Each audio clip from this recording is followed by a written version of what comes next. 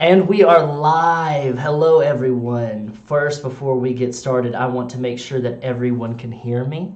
Based off of our sound issues that happened on Sunday, I want to make sure that we can hear us. Perfect. Yes, coming in loud and clear.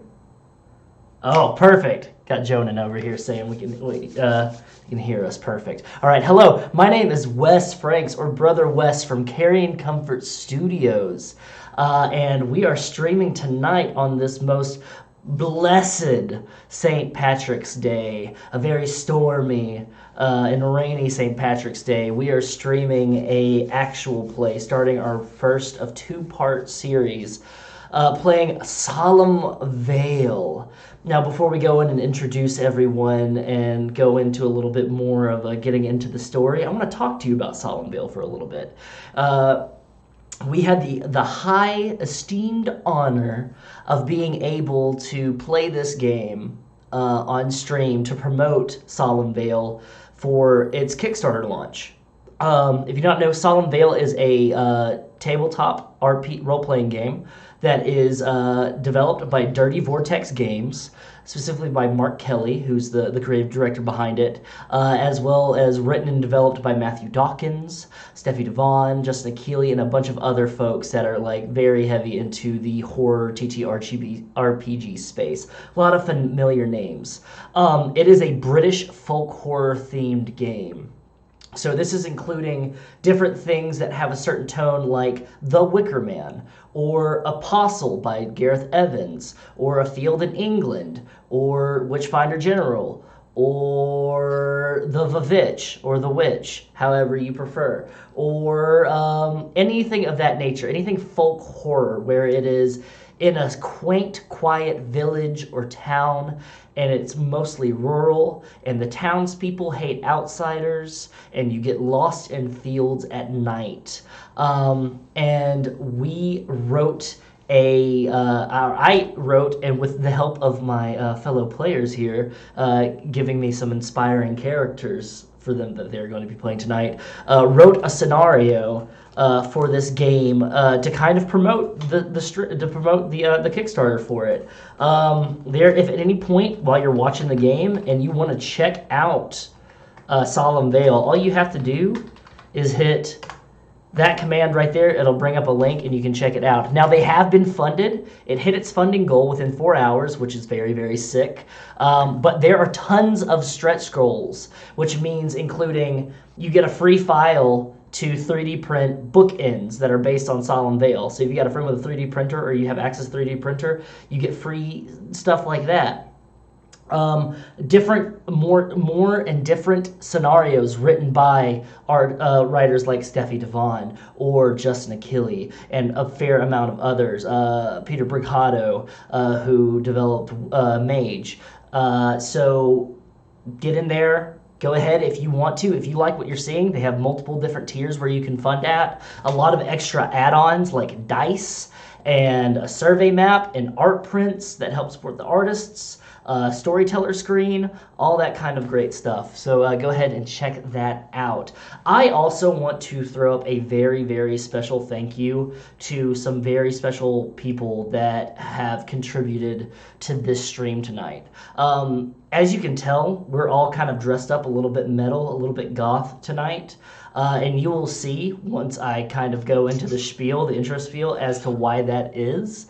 But this stream wouldn't have been possible using my weird brain and how much I love music. I wanted to incorporate a musical genre that I love quite a bit, which is that of metal, whether it be thrash, doom, noise, black metal, any of that kind of thing. So I want to say thank you to specifically the bands Dune, that's with a V, D-V-N-E, Dune, a French metal band there. Oculus, Beaten to Death, Druids, and Gimli, Son of Gloin for allowing us to use their music for tonight's stream. It's very, very important, especially in times right now, where we can't have live concerts or anything like that unless it's a super spreader event like Sturgis Bike Rally. But we can't have live concerts and stuff of that nature. So it's very important to go check out all of those artists. Go check them out on Bandcamp, like specifically like Bandcamp. Yes, you can listen to their stuff on Spotify or Apple Music, but if you like it and if you like metal, go on Bandcamp, buy a t-shirt, buy a sticker pack, buy a vinyl if you listen to vinyl, buy a CD. Like I listen to CDs because I'm stuck in the 90s. If they sell cassette tapes, buy cassette tapes. Like go ahead and like contribute and help these artists that their main income was cut short for a full year, and so they had to rely on royalties from their production labels. And a lot of them are indie artists that started out of like quarantine and everything. I know Gimli Son of Gloin was a quarantine project for the artist there, Tommy. But go ahead and check them out on Bandcamp and everything. I've got a playlist that is on my Spotify that I can send out in our Discord. You can check out our Discord. We're on Patreon. None of that really matters at that moment. I'll talk about it at the end of the night. But first, before we get started, I wanted to introduce my very special guests here. Let's start from left to right. We're starting opposite of how we did things on Sunday for Crack the Sky. So left to right. Chad, why don't you go ahead and introduce yourself? All right. Well, as Wes said, I'm Chad from Near Dark Society. You can find us pretty much everywhere: Twitter, Instagram, all that stuff, YouTube. We do the Chicago by Night, Death Attack. We just wrapped up Call of Cthulhu not that long ago. And we're working on our... the man himself, Alistair, Quentin, we're doing his own completely homebrew game right now over on our Twitch. So yeah, check us out. That's Hellgate, correct? Yeah, Hellgate. Perfect. Sorry, I forgot to mention that. It's Hellgate. No, perfect. All right, next, Casey. I'm Casey. You can find me anywhere at Calamity Casey, basically. And I am one half of the Strange and Unusual podcast, where we talk about all sorts of spooky shit, including folklore like the stuff we're about to experience tonight. And you can find that anywhere, Strange and Unusual podcast. And that's me. Excellent. And Oz. Hey, I'm Oz. Tonight I'll be playing Damon of Sullivan, and I'm here for fun. But you can catch me playing Riker Choi in Crack the Sky on Sundays.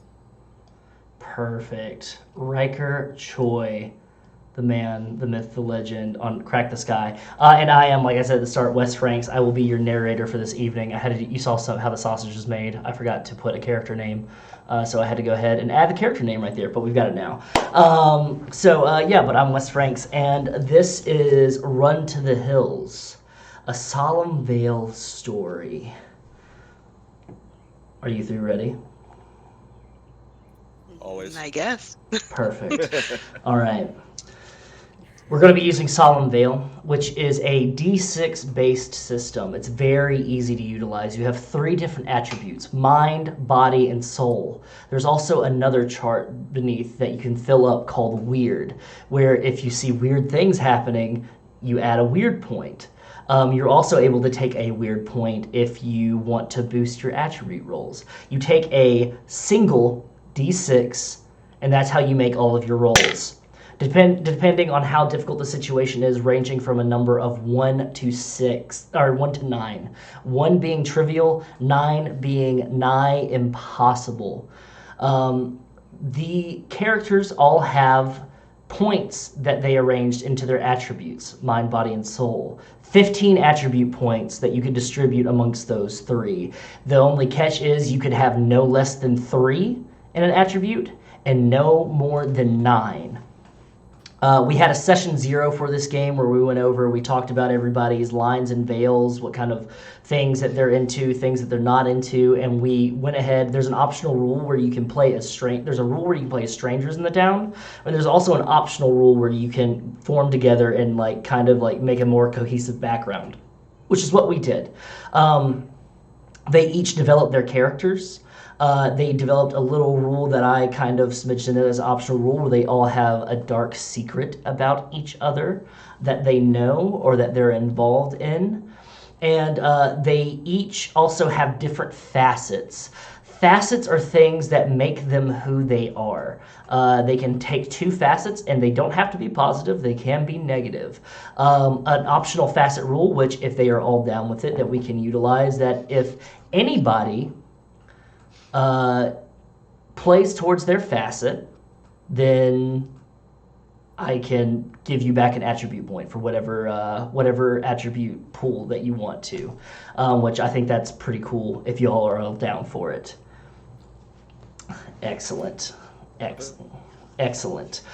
So how you play is you roll a single d6 and you try to meet or beat the number. And if you don't think that you are going to make it, if you think it is a very difficult task, then they can choose to spend their attribute points. The thing is, if they spend their attribute points and they don't rest or take a long rest, like a sleep, or they don't find medical attention, or they don't do something to calm their nerves or any of that nature that seems fitting, then they cannot recover those attribute points. They are gone. Once every single attribute point is gone from one of your attribute, from your mind, body, and soul, you scratch it out. That's how we do damage. Once all 3 are scratched out, your character is considered broken, gone. And that doesn't mean dead. That could mean you've lost your mind, or you've just gotten lost in Solemn Vale for forever wander there, not knowing whether or not you will make it out. Or you could assimilate to Solemn Vale. You're now a part of Solemn Vale. Why would you ever want to leave? It's such a quaint little town, with a quaint little experiences. So, are we all good on the rules? Now, there's going to be another rule involved that's called a weird roll that I'll explain at a later date, but I'm just so damn eager to get involved with everything. So let's go ahead and get started. Perfect. Our story picks up upon a road, just like any other road, heading towards southwestern England. What is normally an empty and quiet road devoid of any automobiles is now filled with cars, lorries, caravans, and vans, all making their way to the town of Solemn Vale. Solemn Vale is typically shut away from the world. The people there keep to themselves, and they don't like outsiders. But it seems that recently, a new underground metal festival called Gutterfest was allowed to set up shop in the Minhari campgrounds right outside of town. Our camera flies over the sea of vehicles waiting for the tide to be lowered, to be led across the causeway that separates this landmass that Solemn Vale is upon and the mainland of England, and all of these metalheads to be unleashed upon the quiet town of Solemn Vale. Our camera stops, moves along, and pans down, and we see the side of a late model Vauxhall Arena, an old, chipped, rusty, black van where you can hear quiet, idle conversation coming from, as we see 4 individuals sitting in this van, seemingly excited, nervous, ready for Gutterfest to start. The first person we see is the driver. You see a man dressed as much as I am. He seems to be in his mid-20s. He's wearing a cut-off denim vest with patches and pins. He's wearing a t-shirt adorned with one of his favorite metal bands. It is Creator, a German thrash metal band, one of the progenitors to thrash metal. He's got a beanie on. He's got rings all over his fingers, and he's thumbing away to the beat of a song playing over the radio in the van. He's blonde, has piercing green eyes, and a beard. This is Terrance Fellows. He's a somewhat wealthy gentleman, friends with the other three that we see in the van. Old school chums, you would say.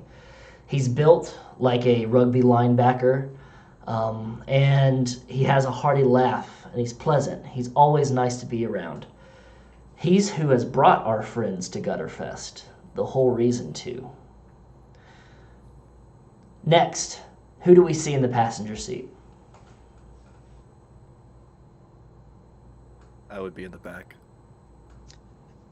Who wants to take? I'll take shotgun. I get motion sickness in the back seat. And who is this that we see in the passenger So seat? this is Evie. Evelyn is her full name, but only her grandmother calls her Evelyn. And she is like this right here, this face. Sort of a noob to the metal scene, and former art student who is probably more of a I'm gonna read a book type than a I'm gonna go to a big concert type, but always down to hang out with her friends, especially since she probably hasn't seen them in quite some time. Again, similarly, t-shirt, metal band t-shirt, hoodie, green hair, don't care. It's a vibe. Like a plus-size Morticia Addams. Perfect. The camera moves in between the two seats, the front seats, and we see a view of the back of this van. Two bench seats sitting across from each other.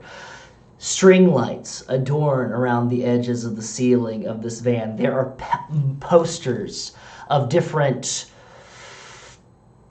shows, gigs, bands, movie posters that have been plastered to the walls of this van. Some have probably been there for 10 years now. You see stickers, patches that where there was no room to be put on any battle vests or battle jackets that have just been nailed into the side of this van. The bench seats, leather, ripped up, torn, stuffing coming out of it. And we see sitting across from each other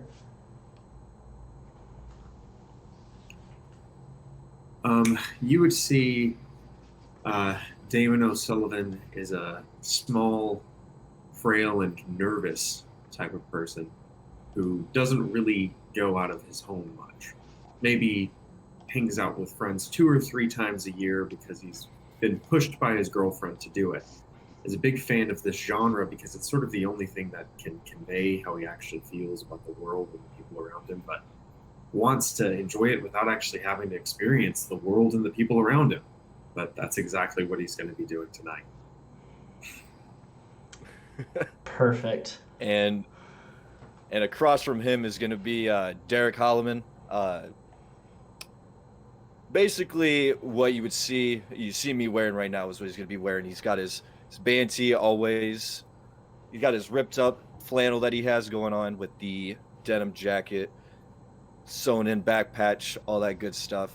Currently, he's using Evie's makeup mirror to finish up applying the makeup to finish the corpse paint that he has going on. Perfect. All getting ready in their own little way. Shut off from each other, it'd seem. Terrance thumbing around. You hear the end of the tape that he's listening to in the front stop, and there's just a clicking noise. He presses eject, goes through and grabs another tape, and he looks around. He goes, "Oh, come on, mates, don't be so dour, all right? If anyone should be bummed, it's me. I'm going back home after a few years." Aren't you excited to go home? No, I mean, I reckon. I love it. I love my family. I love it here, but, it's not like UCL. It's not like London, The music scene is, and he looks out to the left, looks over to the left and looks out to the right. And you can see on either side of you, you're on this this open kind of field, this rural area that stops very short, and you see gray sandy beaches crawling into the ocean. It's at dusk right now, so the sun is starting to go down, and you just see this long stretch of road that curves like a snake to the other landmass, this island, one would say, that is where Solemn Vale rests. And he goes, not much for shows around here, you know. Oh, but this is a vibe. I could paint this. Look, I reckon you'd probably be the first one that ever wanted to paint anything of the Vale. Trust me. Most thing when it comes to creativity with the folks around there is a bit of poetry. Tain't too good. Maybe a farmer's almanac of sorts.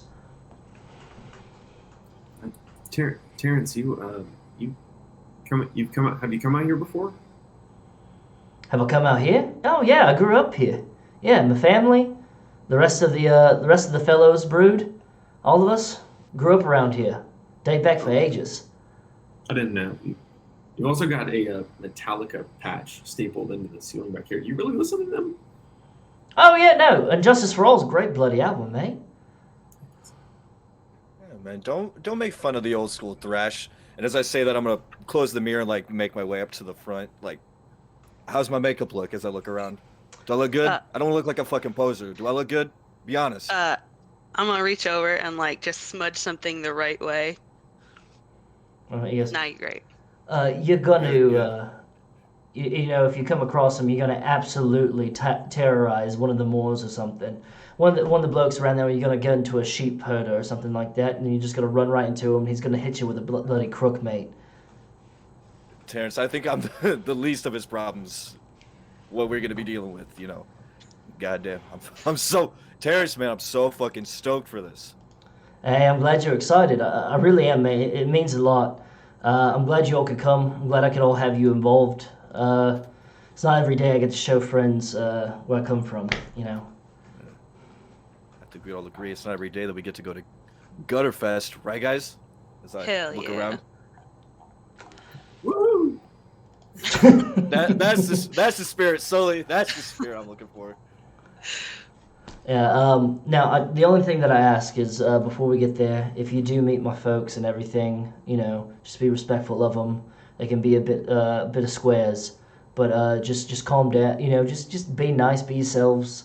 I'm sure they'll love you, love the lot of you.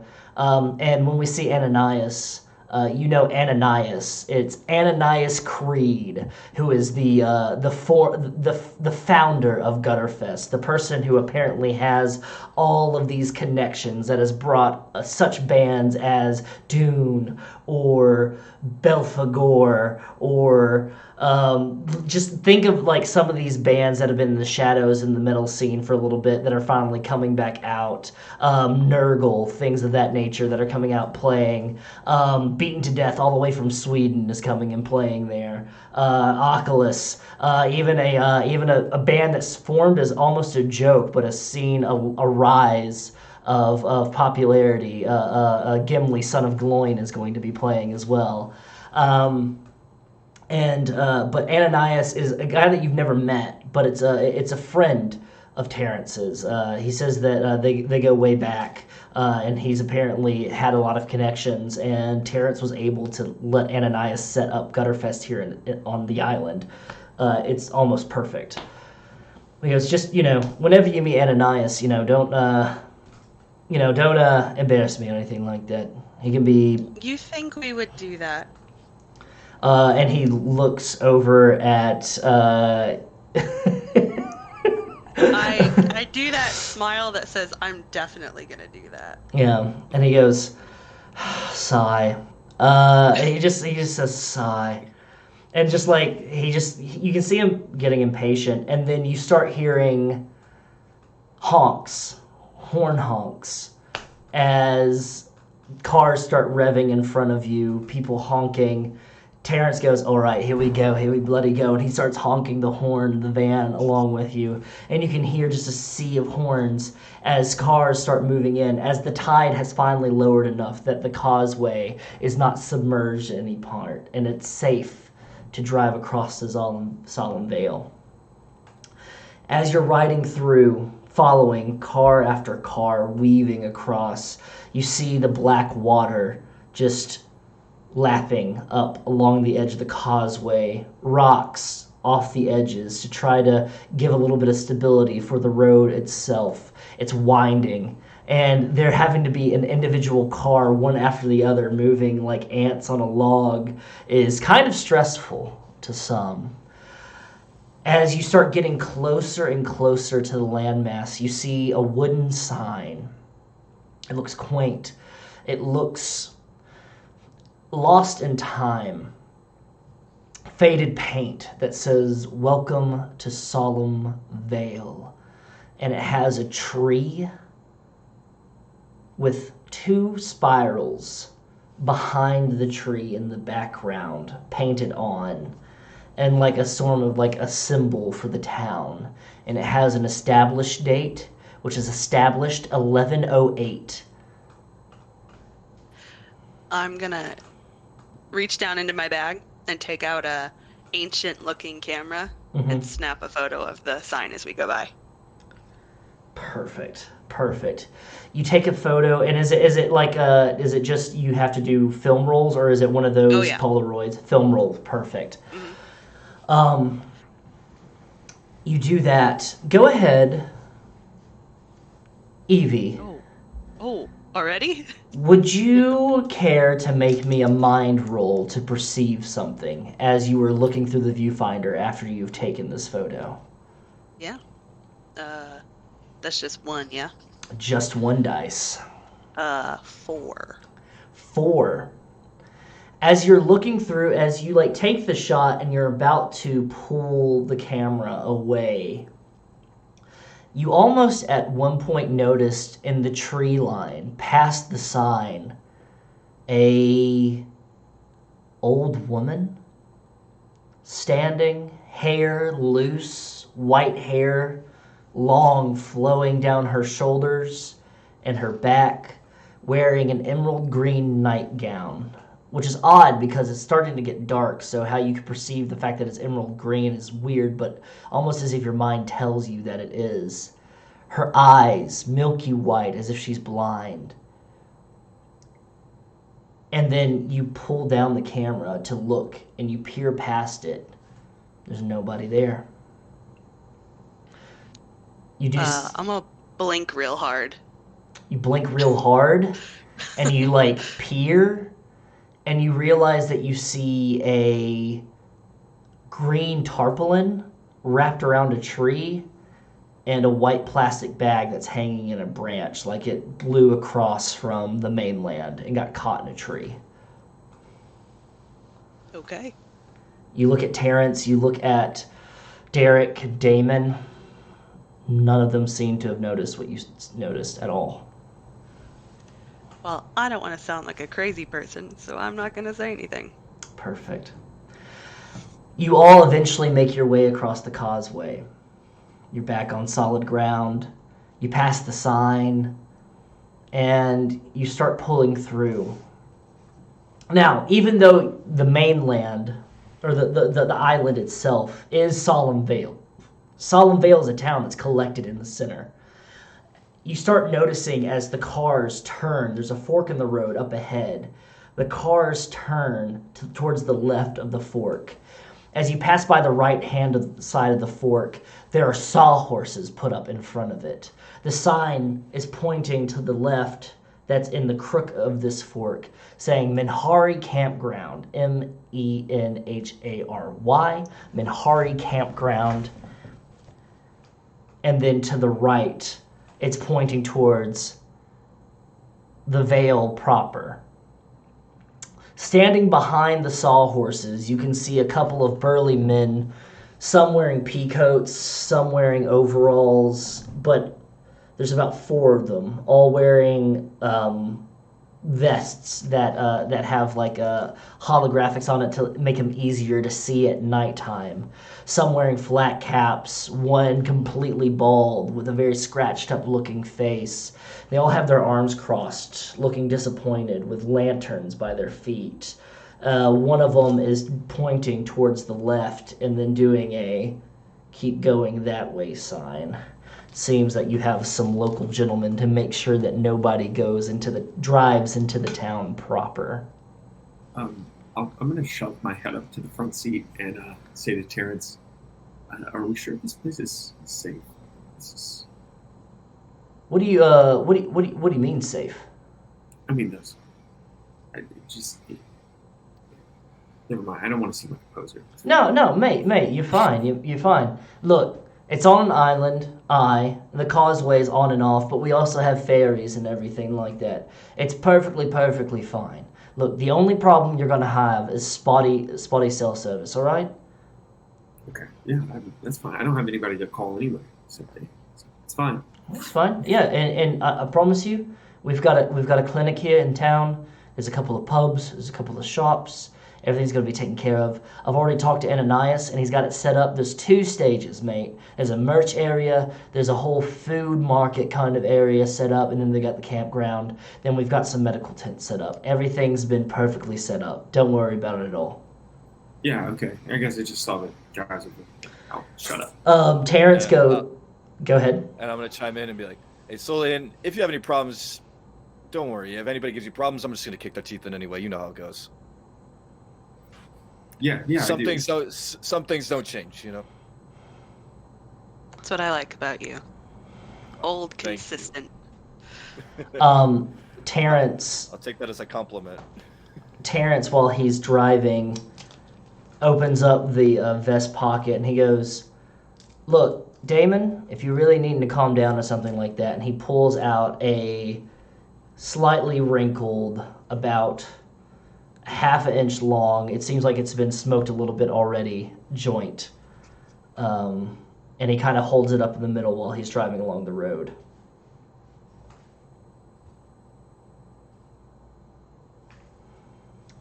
Go ahead and roll me a soul roll. So I roll 1 dice. Roll 1 dice, and if you want to add attribute points, you can. Nah, I'm gonna leave it alone. I got 4. 4. Damon, you're used to intake. This is nothing new. This is old hat, and it feels good. It's a nice head high. It's very heady. Gives you nice and relaxed. Calms you down a little bit. You kind of smell a little bit as Terrance's open window brings in smells of honeysuckle, a little bit of wild lilac, probably a rosemary bush somewhere. And as you all kind of pull through some trees that had grown up, you pull up to this wide open area, assuming it's the campground, and you see stone walls alongside this road, and you see out in the distance massive shapes as this big open area, a field of some sort. And you smell, is that shit? Is that cow shit? Definitely cow shit. Yeah, that can only be one thing, huh, guys? Terrance goes, yeah, I forgot to tell you. We've got 3 big industries here on the island. We got fishing, we got farming, and we've got fucking cows. Cows have the prettiest eyelashes. Definitely do. I've seen them a lot. My family, the Fellows, we handle the livestock industry around here. Can you at least roll the window up? It's starting to get into the van, and Oh, come on, mate. You're gonna have to get used to it for the weekend, but you know what? Just in case, I'll go ahead and he rolls up the window. Terrance, you're the man.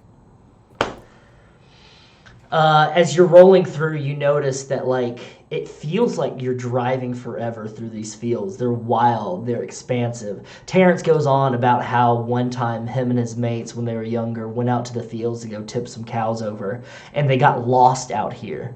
And he's like, and you don't think the island's not that big, that we wouldn't get lost in the field, but once you get out there in the middle in the wide open, every direction looks like it's the same. You know, you've got hay bales all over the place. You've got cows mooing, things moving in the darkness. All you've got is your fucking shoes on your feet and a flashlight that's starting to run low on batteries. And one time I even got lost. It was fucking awful.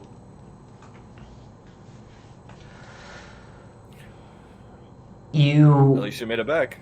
At least you made it back, man. Why did back extra batteries? You all drive for what seems about 15 more minutes, and then you finally break through more trees. But it's only a short time before you open up to the Minhari campgrounds. It is an open area where you see now that there are some VIP like camping areas where they have like the tents set up for like people that have bought the highest passes where you will be staying, as well as some other areas where you see some of the trucks and vans are starting to peel off. They have little divots, like different divots and like signs stuck into the ground that have A1, A2, A3, ranging around where there are different designated camping areas for people to be camping. You can see Minhari Campground is a flat land, but in towards the middle of it, this area, you see a hill going up towards a structure of some kind that is surrounded by trees, but it's this looming black structure that looks like a smokestack standing by itself in this middle of the hill. Just looks odd against everything else where there's nothing but nature. But just past that, on the other side of the hill, you see lights dotting through the air, things of that nature. You can hear sounds from the other side as you're hearing sound tests going on. It is the night before Gutterfest, so there's not going to be any shows tonight, but you can still hear there's excitement in the air. You see off to your right, there's a merch section where there's a Gutterfest tent. There's each of the different sections where you can get different merch from the different bands that are going to be playing tonight. And off towards the left, past the VIP campgrounds, you can see there's an area where there's a bunch of caravans in a circle. And you see some people are setting up. They have barbecue grills going. Some areas that have tarps set up, which is a nice, like an eatery place, like a place where you can go, you can get an assortment of food and everything. Terrance goes, all right, you lot. The reason I didn't tell you to bring a tent or anything like that, a sleeping bag, is because we have the esteemed honor of having a VIP tent all to ourselves. How'd you get that? Perks of being friends with Ananias. And he reaches over by you, Evie, and opens up the dashboard, the dash, and brings out 4 passes on a lanyard. And the lanyard, they're black lanyards in that white, creepy, crawly, root-like script that is known for metal script. That font says Gutterfest 2022 on it. I'm gonna reach and grab one. God damn, Terrance. I knew you were my friend for a reason. I lean over and I'm gonna give Terrance a big kiss on the cheek. Yes. Oh, you spoil me, love. You spoil me, love. And he goes, make sure you don't lose that, all right? And he holds up the card, the placard on it, and it says, and it normally, if you've been to a convention or something like that, it's a plastic laminated card that says the event on it, probably has a schedule for something or some other sort, and it tells what kind of level access you have. This is a hard plastic. It's very thick, dark, and unlike the normal plastic lanyard, plaques that are cards that you saw on the website, this is very special. It has it in silver font, Gutterfest across it, and it says very fucking important person on it. And on the back, it has a little QR scan code on it. He goes, each of those things are very important. Different vendors, different food vendors or merch people. You've got about 250 quid on that thing. So you can get yourself some merch, get yourself some food, you're covered for it, all right? Don't worry about alcohol, though. I've got plenty packed in the VIP tent, all right? I made sure that Ananias took care of us.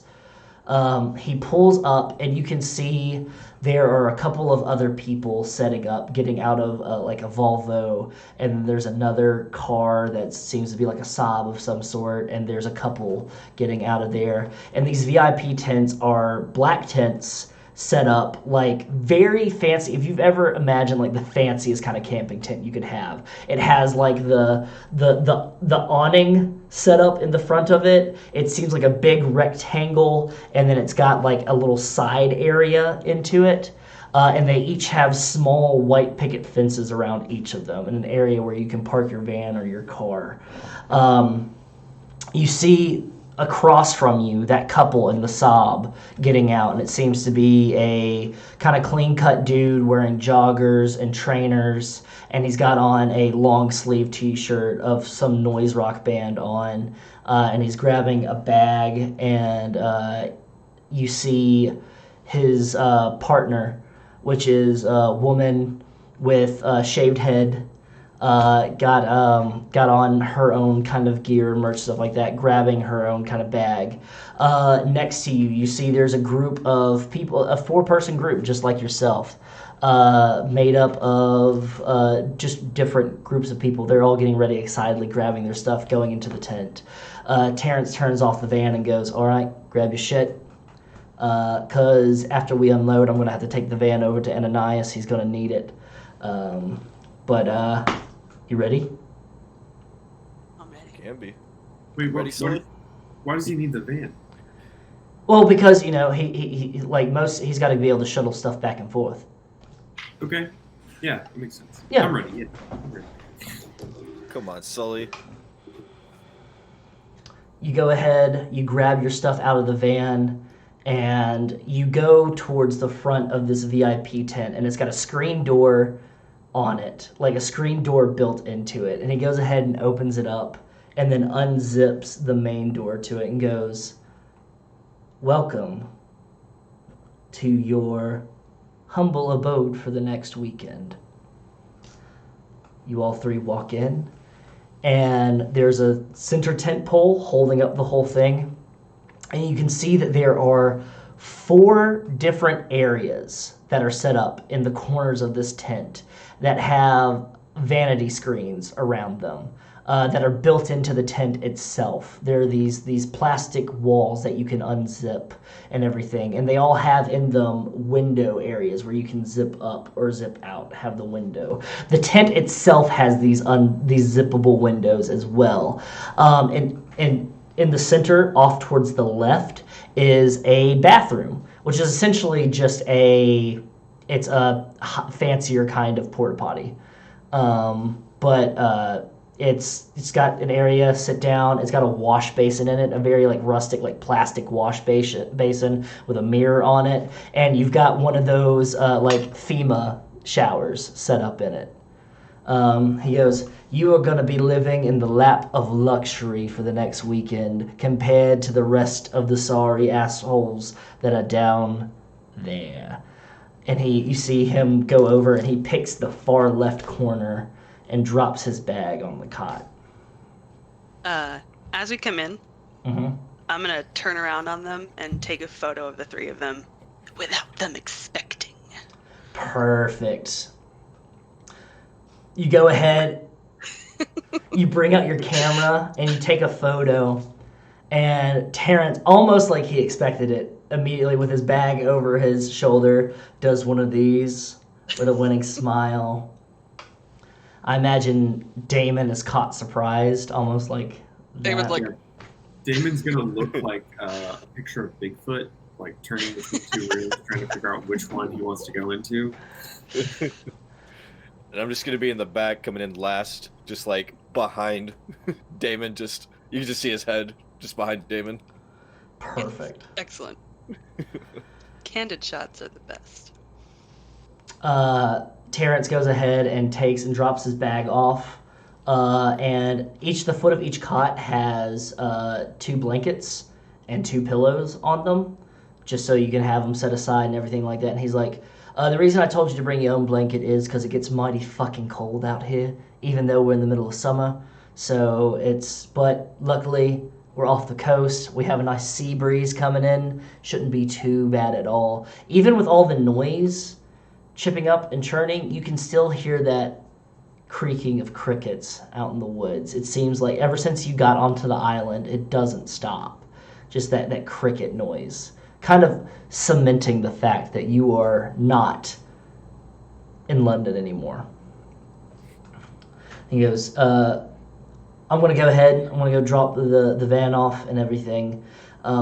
You all get rested up, settled up. I will meet you over at the main merch tent for the Gutterfest merch tent and everything. I've got one more surprise for you lot, but I gotta go drop this van off. So go ahead, freshen yourself up, maybe say hi to the neighbors, and then I'll catch you later. And he turns and he walks out the tent. All right. I'm gonna pick my cot toward the right side of the tent and just put all my stuff down, except for my camera, which I'm ready to surprise anybody with at any moment. And I'm gonna pick the left side, the front left, if that hasn't been taken yet. Perfect. Front left is open, which that leaves the far right. Did you go far right or front right? Front right. Front right. That leaves the far right to Damon. Perfect. You drop your things off. You get everything ready. What are you three doing? I don't know about you two, but I really, I could hear the sound system going off. Like, I want to go and check that out. It's been a while since I've been to something like this. Mm-hmm. So I kind of want to go check that out. Yeah. You two want to come with? Sully, you want to come with? You want to get out there and get into it? I'm nervous, but I'll go. All right, I'm gonna go over to him and wrap my arm around him. Sully, come on, man. We're here together. We're all friends. I go to the other side and put my arm around the other side of him. That joint was really strong.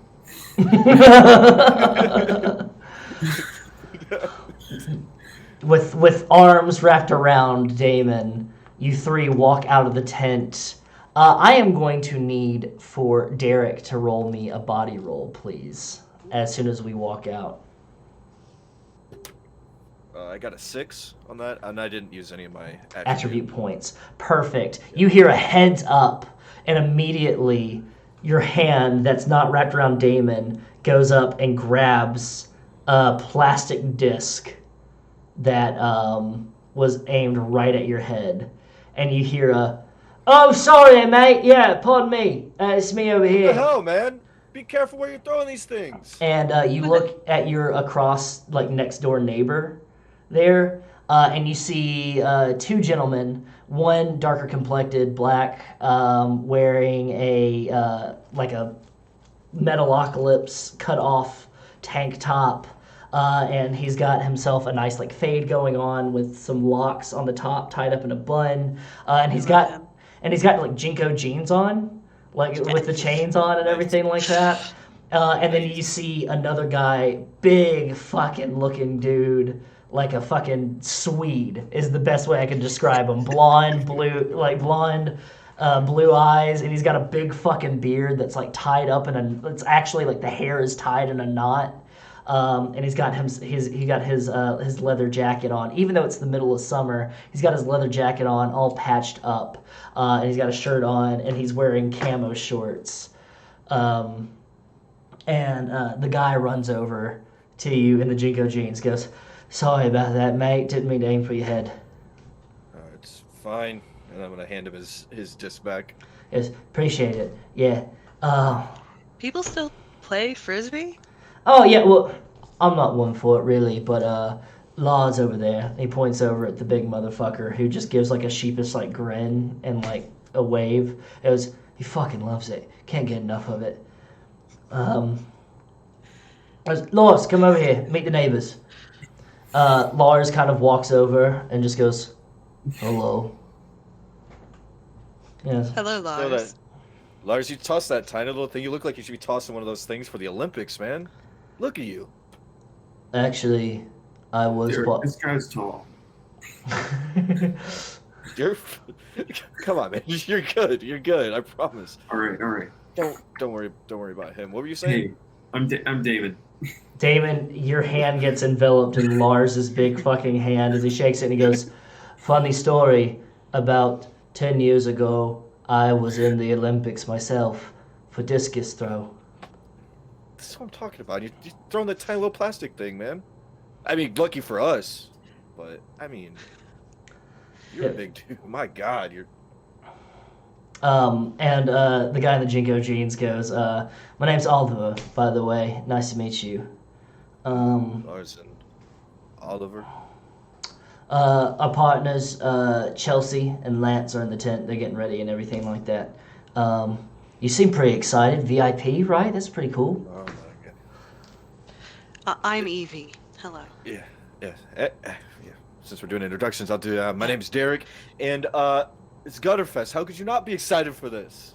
That's right. And Lars goes, "Never been to a metal festival before, but this seems very cool. It's a pleasure to meet you all." Likewise. It's my first time too. And he just nods at you and he goes, "Well, I'll let you three get back to it. I guess we'll be seeing you around, neighbors." Yes, we look forward to meeting Chelsea and Lance, you said? Chelsea and Lance, that's right. Yeah, we will see you around. As you start walking out of the VIP area, you're across the street neighbor. You see the guy in the joggers and the shirt with the noise rock like long sleeve shirt. He's just sitting in a lawn chair, like he's got like one of those foldable like lawn chairs, like beach chairs, and he's just sitting in it, folded out, and he's looking at you and just smoking and just nods. As Lars and Oliver go back to playing their frisbee, I turn and take a picture of them playing frisbee. Perfect. Perfect. I do not take a picture of the grumpy-looking person smoking. Mm-hmm. As you're walking past, you notice that he's got headphones in. You didn't notice him before, but earbuds in, and and you notice that when he nodded at you, he was actually just nodding to whatever he was listening to, sitting in his chair smoking. I'll wave. Yeah, And then it's like he looks and just does one of those.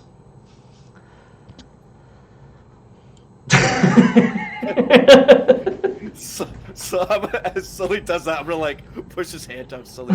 Don't copy the guy. Don't be weird. I'm sorry. You start making your way over towards the stages. I guess you were saying you heard the sound system.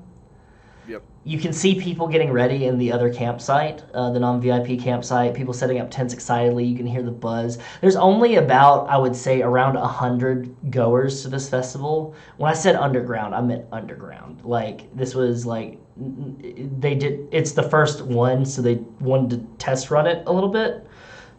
But people abuzz, people excited, ready to go. And you can see there are a couple people going up towards the woods, going to investigate that tall smokestack in the middle. And you see there's a couple others that are moving around the circle. Where are y'all going towards the stages, though, past the merch area or the food area? Yeah, I believe so. Okay. We'll say you go around. Following Derrick. We'll say you go around the food side because you're going to end up at the other side anyways. So might as well. While since we're walking through the food court, I want to keep pay attention to what types of food are being cooked and where the little camp vendor stations are and stuff like that. So it seems like whoever was like part of like getting this thing together got their shit together. As you're looking through, you see there's like a group, like a Greek food stand, like Mediterranean. There's some vegan options. There's like traditional English, like just food that you'd have, like the sorts, fish and chips, bangers, mash, all that good stuff. You see there's a couple ramen places. There's a taco truck. They've got like like festival food, like funnel cakes and of the sort, turkey legs, like a lot of like you see like there's like a Renaissance fair style kind of area. They've got an area that's set aside that's like this big tent that has a bunch of benches, like camp benches under it, like picnic tables under it for people to eat together. Go ahead and roll me a mind roll there, Derrick. And the other two can go ahead and give me a mind roll if you wish as well. I got another 6 on that. This guy's doing me good today. 5. Level 5. to 2. A 2. Evie, you're too busy kind of like taking pictures of different people that you see like doing things or like kind of focusing on that smokestack a little bit because you found like the moon that's starting to rise a little bit as the sun is starting to set. It's got just I'm that doing art shit. Art shit, exactly. And you're all looking around, kind of like taking everything in. And Derrick, you see a man standing with what looks to be a stick with a metal poking like nail at the end of it. And he's got a satchel, like a canvas satchel. And he's standing and he's smoking beside this like tapas food truck, and he turns and looks at you, and you notice that he's missing an eye, like the socket is just completely empty, and he like looks right at you, and he flicks his cigarette, flicks the ash off the end, inhales some more, and then does the whole thing where he rotates the tobacco out of it, steps on it, and then puts the butt into the canvas bag and starts grabbing some trash that's around, poking it with the stick. And he kind of fades off behind some of the food trucks. What the fuck is that guy's problem? Damon. What guy? Oh, I think I saw like a groundskeeper or something. Gave me a real weird vibe. I don't know why. I don't know. You're kind of like nervously looking around, Damon, and you notice on one of the picnic tables looks like to be like a wooden trinket of some sorts.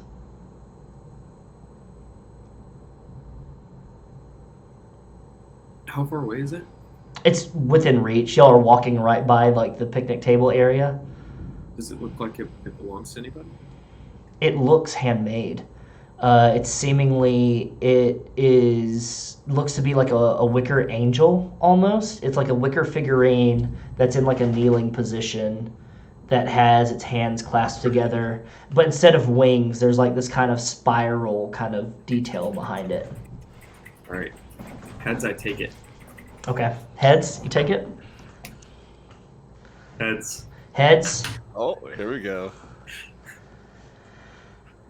As you go ahead and you pick up the wicker figurine, you notice there's nobody else walking around here. It's just you and the people that are working the food stalls and everything. And you go ahead and just pocket it. This seems like a lot of food for like, what, 100 people? 100 people, yep. I mean... Like, I know people need options, but Well, I think with 100 people, like 4 or 5 different options would be enough. I'm glad they have vegetarian food because I thought I was going to have to eat funnel cakes all week. Nothing wrong with eating funnel cakes all weekend. I'd have to agree with Evie on that, but walking around, smell this food, it's making me kind of hungry. You guys hungry? I saw that Greek stand back there. The gyro sounds fantastic right now. Yeah, Eric, they look have, at me. yeah. I'm always hungry. Hey, we do have quid between the three of us, so... As you go ahead and get your Greek food, Damon, I'm going to have to ask you to take a weird point, please. Ooh, you in trouble. And this is a good point to let everybody know, since a weird point has been distributed. There will be moments where I'll ask one of the players or all of the players to make a weird roll and to determine something that goes awry in this game. I myself have a weird pool. It is the amount of players that are playing plus 1, so I have 4 dice for my weird pool. At any moment, if they need a little extra, like they want to have plus 1 to a roll, or they want to be able to use a different attribute for a roll that I ask them to, or to have somebody else roll for them. They can ask for a weird point, and I will take one of my weird points and I will give it to them, and they get to take a little weird point. But since someone interacted with something weird, Damon got himself a little weird point. You all get your food from the Greek stand. They have the little scanners, little barcode scanners that you just hold up your pass, and then it just deducts the amount from it. You start making your way around, and you notice the 2 stages. Sonically, it is set up to where the stages are both the musicians are going to be facing the smokestack. They are at a diagonal bias from each other, and they are spaced far enough apart so that if there were 2 acts going on at the same time, but they are not because they were smart with how they set up this thing, that they alternate acts at different points. So while one group is playing, another one's getting ready, that kind of deal. And you don't have to move too far. But if there were 2 acts playing at the same time, it wouldn't be able to bother too much. You see that both stages are iron, like the stainless steel lattice work of the different, like, stop and drop and pull up the catwalks and everything, the light fixtures, the rails that hold the light fixtures, and you see both of them have banners on either side that say Gutterfest 2022 with the logo on there, and each stage has their sponsors, which is different music groups, and there's some like food places that I can't say because of legal reasons on the stream. And then each stage has a name. One is called the Crowley stage, and the other one is known as the Sulfur stage. You see that there is a VIP area for each stages where it is off to the side a little bit, but right up front, so that it's away from the big like mosh crowds where you can see that it is recently rained, so the area where people are going to be standing is well trodden and a little bit muddy, as is fit for every single festival that you go to, whether it is a EDM festival or a tractor convention. The ground is going to be muddy. That is the law of festivals. And you see different people setting up what seem to be like pyrotechnics. You can see them doing where they're rolling up the banners for each band so that they can just drop the banner behind them for whoever is playing. And you see that in the very middle between the 2 of these stages, there is a sound stage area where it's a raised up like platform that has steps leading up to it, that has iron fences around it to keep people away from it. And you see that there are some technicians that are doing different programming of sound, but also programming different lights and lasers and projections, because each stage has a projection screen off to the side as well. You see other people kind of mingling about and everything. All 3 of you, without even rolling, also notice that in between the stages, there's a trail that breaks into the tree line, almost like the trees are forming a natural arch over it. And there's a trail with a wooden gate in front of it that makes a wooden fence. I take a picture. Oh, I figured you'd get closer before you start taking pictures of it. I want to get it from far away, and then I got to get it from close up. You get a nice picture framing the 2 stages on either side with the gate in the middle. Did either of you get like a set time, or do you know what bands are playing on what stage? I didn't get anything like that. I'm sure Terrance has that information. Oh, I look at the back of my placard. Your placard just has that QR code on the back. Okay. And you see engraved on it has your names. Ooh. Very fancy. Well, I guess we just finish our food and then we can go to that merch booth that Terrance is at. Ain't got much else to do, I don't think. I want to go check out that smokestack. Yeah, that gate looks pretty weird. I mean, That too. a lot- I want to take pictures. I'm just saying, slowly a lot of the things that we've seen coming in here have looked weird. So, we have our work cut out for us, I guess. Yeah, I mean, I'm trying to chill out and everything. Just As you're all talking, you almost feel a presence behind you, and you hear a wandering up around here, aren't you? What? Excuse me? And you turn and you see a gentleman wearing a flat cap and like what seems like a hunting jacket. It's a nice leather jacket with the canvas pads on it. And he's got just canvas pants, boots, and the most miserable looking dog sitting at his heels that has seemed to have appeared out of nowhere. He's got a his face is carved with wrinkles, and he's got a big bushy mustache and hair curling out from beneath the flat cap. And he just kind of gazes at the three of you and he goes, "You three mucking about, thinking about going near that fence there, aren't you?" not anymore. I wasn't, but I am now. What's it to you? Don't be wandering off there in the middle of the night. Leads off into the fields, towards the count house. All manner of things. Air rock. You best be sticking around your campgrounds now. What I'm gonna kind lean of over to- things? I'm gonna lean over to Evie and be like, "This is making me want to go." To be honest with you. We shouldn't bother. Just listen to it. He spits as you notice that he has a wad of tobacco on his lower lip off to the side of the ground, narrowly missing the dog at his heels, and goes, "What kind of thing is that, young miss? Why, it's private property. Not be needed for near-dwells," and he looks over at Derrick. "Clowns." Excuse me, old man. You don't even know me. I'm just here to have a good time. And good time you shall have there, young man, as long as you stay to the designated areas. Best not be seeing you in the town when you're not supposed to be. Lot of your bunch mucking around making ruckus all weekend. Spits again. I want to check out this dog. I'm not the kind of person who pets a dog without permission, but I want to look at the dog.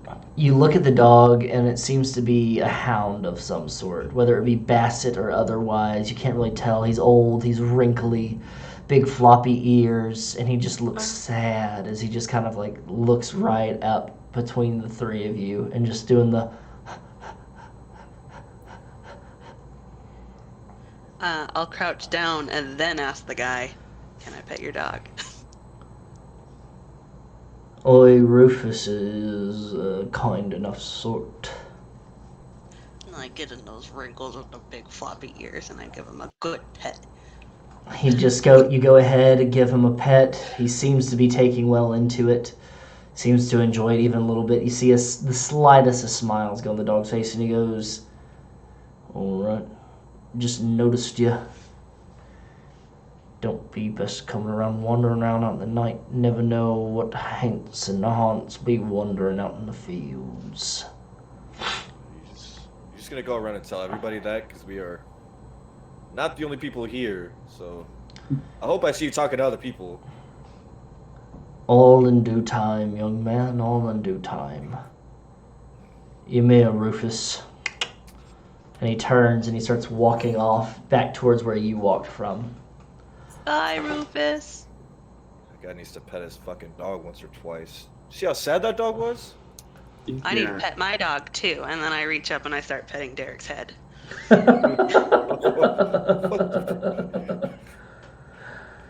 You need to smile. You're gonna mess my makeup up. Oh, I was just touching the top of your head.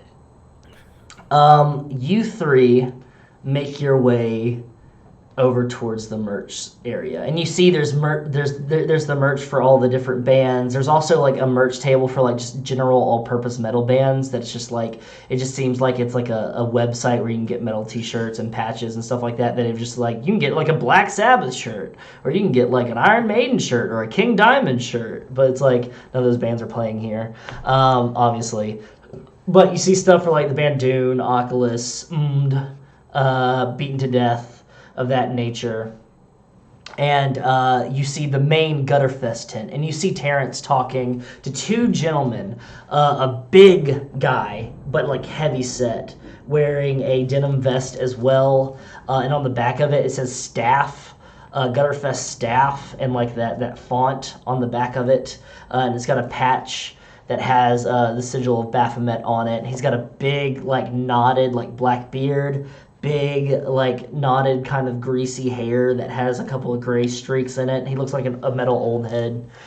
He's sitting and he's talking boisterously with Terrance. And you see a gentleman wearing a button-up shirt with the sleeves rolled up, suspenders. It's open at the top. He's wearing nice slacks and what seems to be like riding boots. He's got red hair that is close cropped, neatly kept, and has got a very chiseled jaw. He looks to be about 28 or 30, but seems to be very well put together. I'm assuming you three walk up. Yep. You three walk up, and Terrance goes, "Oh, some mates. Lowen, and Ananias is some mates." They turn to you, and you see Ananias just go, "Oh, these are the three I heard about. Fucking rad. Nice to meet ya." And goes over and like gives Damon like a big hug, and like picks up Damon, and then like drops him down and goes, "Nice to meet ya," and like sticks out a hand towards Evie. I don't get a hug? And he goes, "Oh, of course you do!" And then goes in and gives you like a big hug. Picks you up as well too, and then turns and looks over at Derrick and goes, "Ah." And he goes and gives you like a big hug as well. And he looks, he goes, "Oh, you three look great. You three look great. Don't they look great, Terrance? They look much better than I thought. I thought you were gonna have a bunch of posers show up, but nah. You all three look great."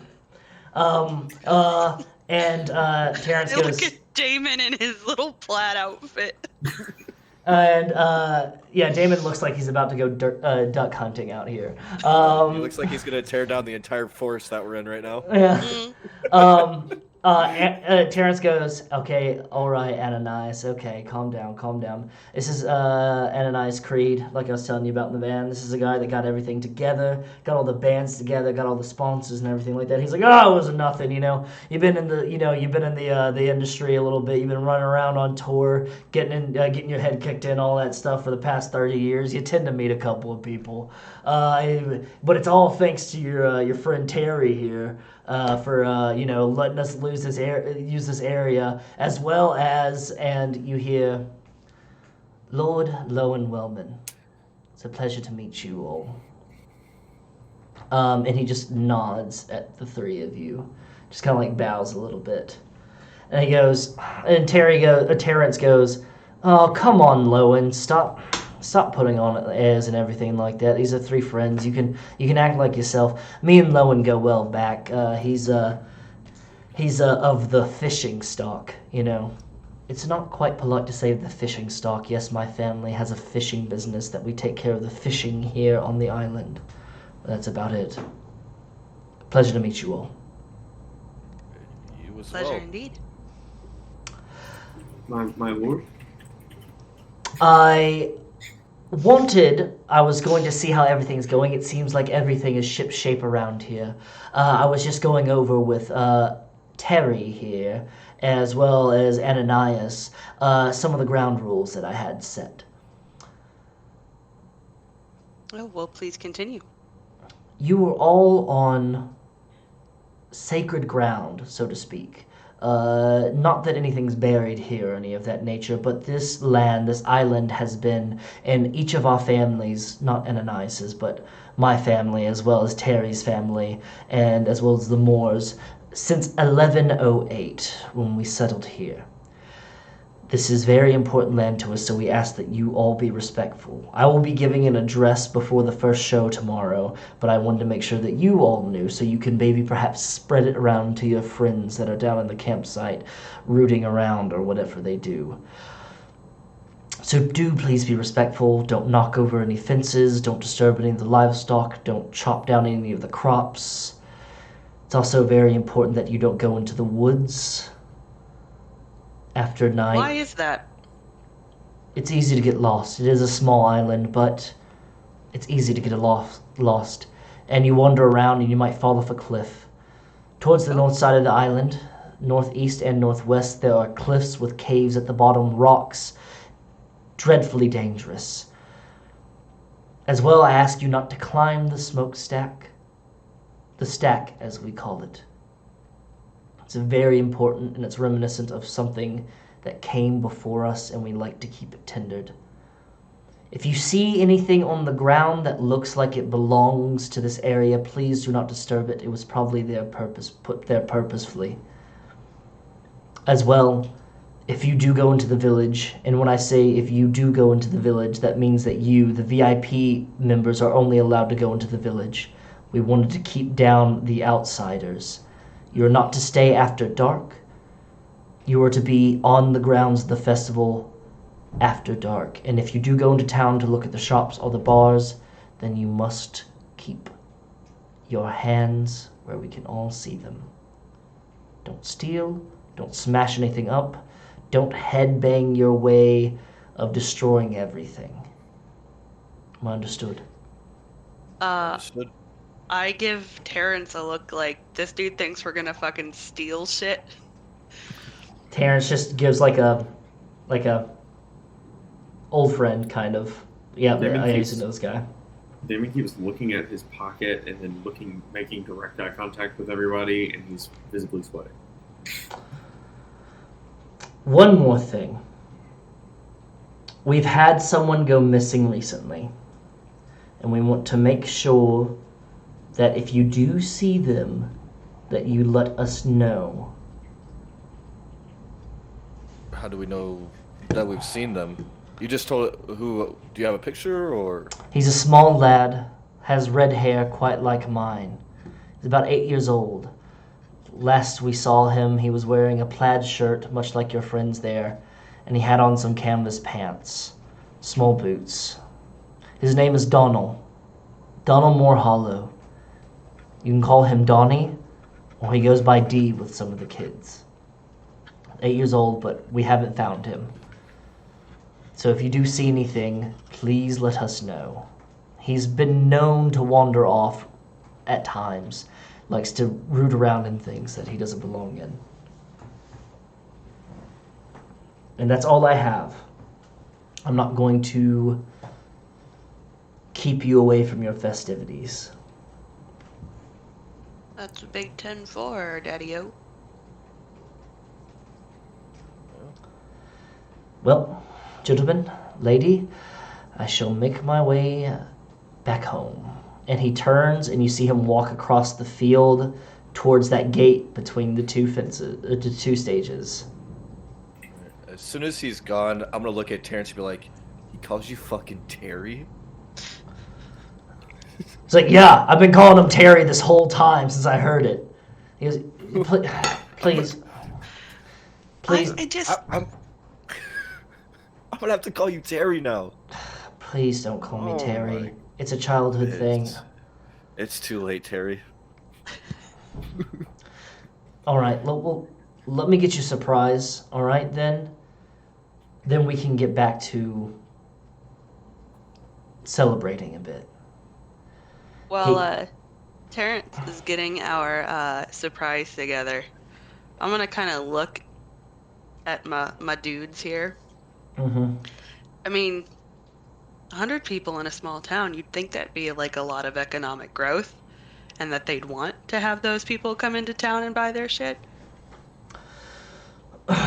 Yeah, that's what we were trying to talk to Lowen about, saying like it'd be good stimulus for them. You're off the mainland, generate a little bit, kind of push a little bit of the money out, but they said they didn't need it. They said all they needed was the flat fee that they asked us to pay, which was pretty cheap for being able to use this campground like this. This is a pretty nice spot. Just seems weird. Yeah, I thought it was odd too. I was all for it. I'm all for supporting small businesses and everything like that. And you see him hold up like his heavily tatted arms, and you see on the back of his bicep, you see a sign. It looks like a shop sign that says "Support Local" on it. Yeah. Um, I high five him. He high fives you back.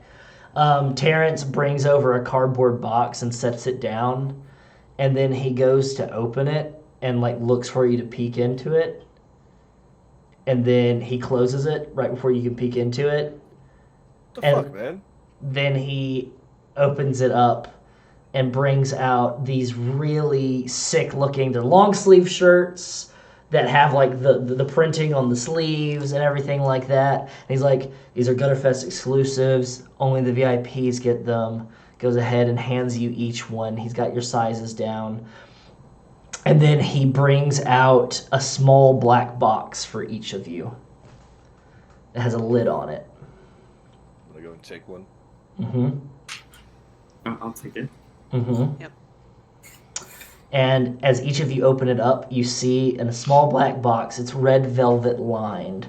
You see in this box is a baggie of about 10 joints, a baggie of mushrooms, a baggie of coke, what seems to be ecstasy in another bag, and then a small glass flask vial that has some kind of brown liquid in it. And he goes, now obviously the more chemical things of that nature I had to get from London, but those mushrooms were grown right here in the Vale. As well as that liquor there, that whiskey, well, it's an age-old recipe that's been passed down since 1108. I'm just gonna like hold the box and be like, Terry, how long do you think we're gonna be here? Oh my god. And We're he here goes, for a weekend. This looks like a lifetime. he goes, look, if we're lucky, it'll feel like a lifetime, right? It's been a long time since I've seen each of you, all right? We've been apart for a while. I want us to enjoy ourselves. And then Ananias goes, this is so sweet. Brings a tear to my eye. I gotta go take care of some of the bands, though. One of them was having issues with a sound check or something. Something about some guy coming over and talking to him about not wandering around or something. Oh my god, it's that fucking guy with Rufus again? Yeah, we talked to that guy. He has a dog. Yeah, Yeah, that's he's how a we dog. described him. It's a sad dog. His name is Rufus. He clearly needs a friend.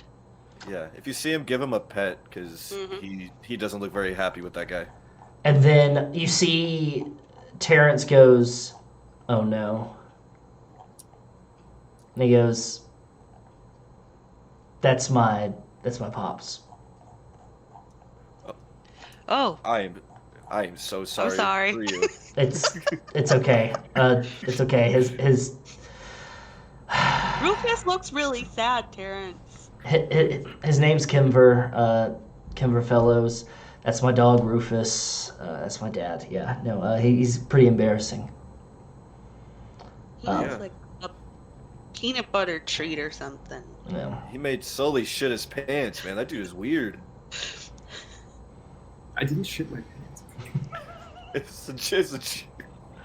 It was a joke. I'm joking. I promise. He I'm goes- sorry. Just hi, okay? He's like, anyway, it's fine. You see him open up like there's a cooler back behind it, and he brings out like 4 bottles of like Belgian ale, sets them down before each of you, and he pops each of them, and he goes, to Gutterfest.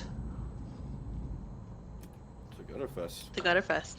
All cheers. Now, Way to go, Damon. I need to know, because we're getting to a point of where we're going to be heading towards a break here soon. But I need to know how much or what of any of this stuff are you intending to use tonight that has been gifted to you? I was just about to ask if somebody wanted to trade my Coke for something because I'm not a kind of gal who uses many uppers. I don't need that. I have anxiety. Uh, uh, the man Terrance is more than happy to pass. He's got a little. He's happy to swap out anything that you need. Excellent. Yeah. Yeah.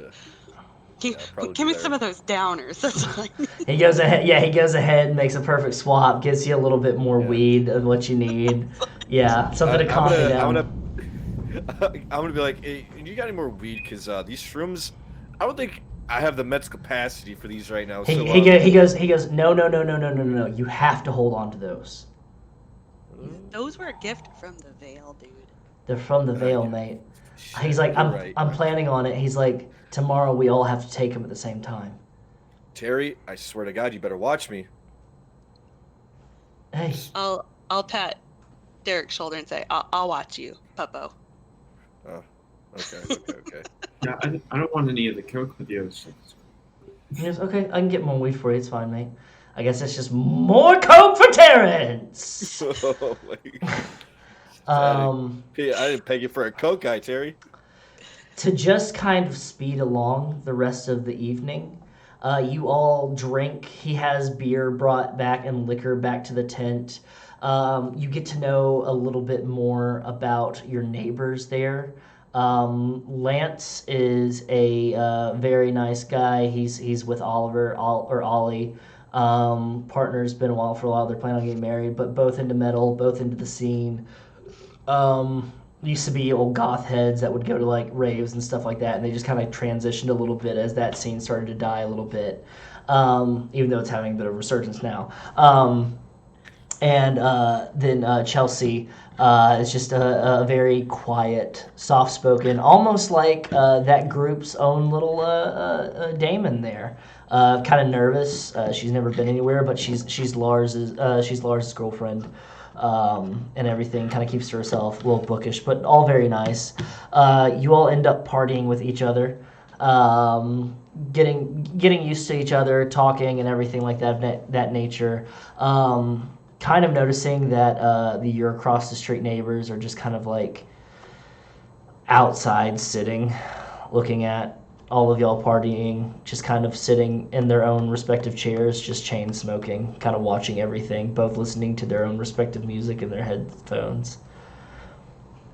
I'm taking pictures of everybody.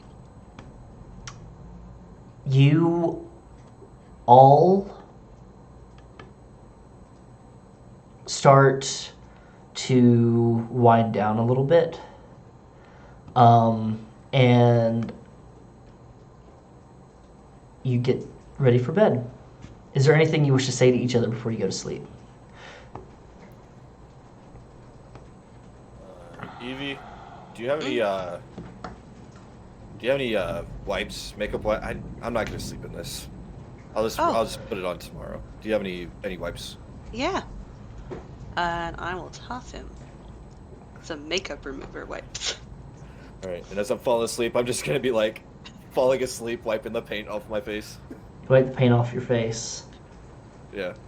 Everybody beds down for the night. Damon? Go ahead. Yeah. I'm doing something. Damon is a weirdo. He's going to pull out a little leather book that he has in his bag Mm-hmm. and open it, and he's going to tear out a piece of paper that has a weird symbol drawn on it Mm-hmm. and put it under his pillow. Perfect. Damon. Everybody beds down for the night. Everybody's asleep. Terrance conked out early. And you felt like you went to sleep. There was a moment where you kind of lulled off, but then you realize that you're staring up and you see the tent, the roof of the tent. And you kind of hear like a lull, and you hear those crickets. They kind of pervade in your mind a little bit. Can you please make a weird roll, please? So take that one dice that you have in your weird pool and just roll it for me and tell me the number. It's a 2. It's a 2. The crickets are so loud, you feel like you can hear them right outside the tent.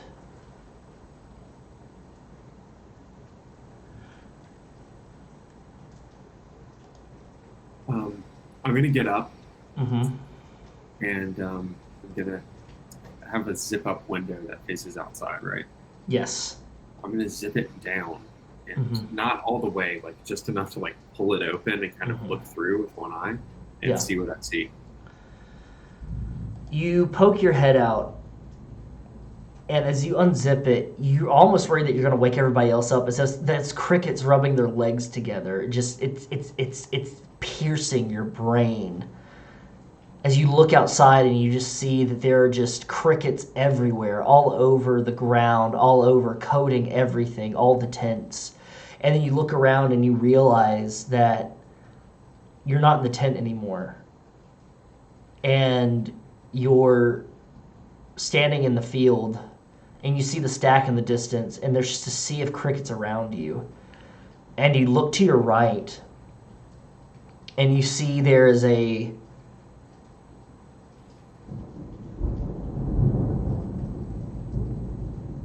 door. It's like a door that's just standing there. In the middle of the field. Mm-hmm.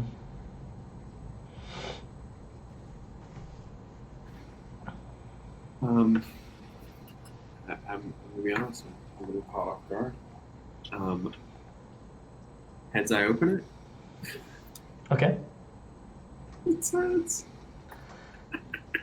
You start making your way across the field, almost at first trying to avoid the crickets, but realizing that that's it's futile, and you start feeling the crunch underneath your feet of the crickets as you're stepping on them. And you make your way to the door, and this door looks familiar to you.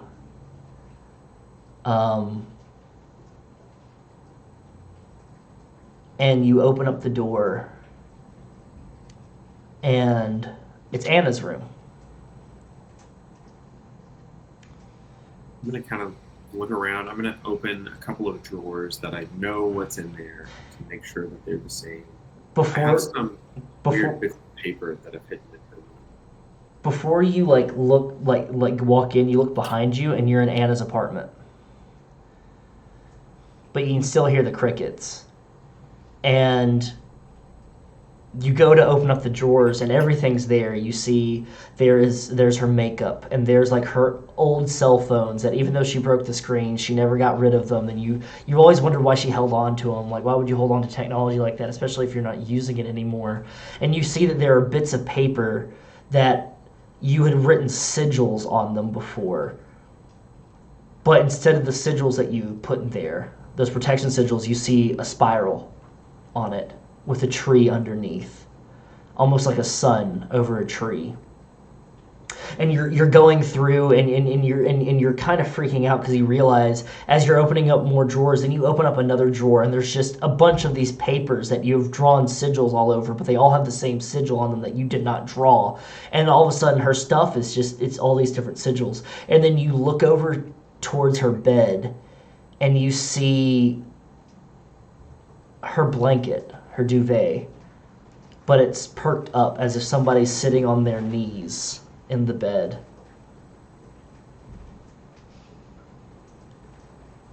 And Anna? And you just What hear are you doing? Damon?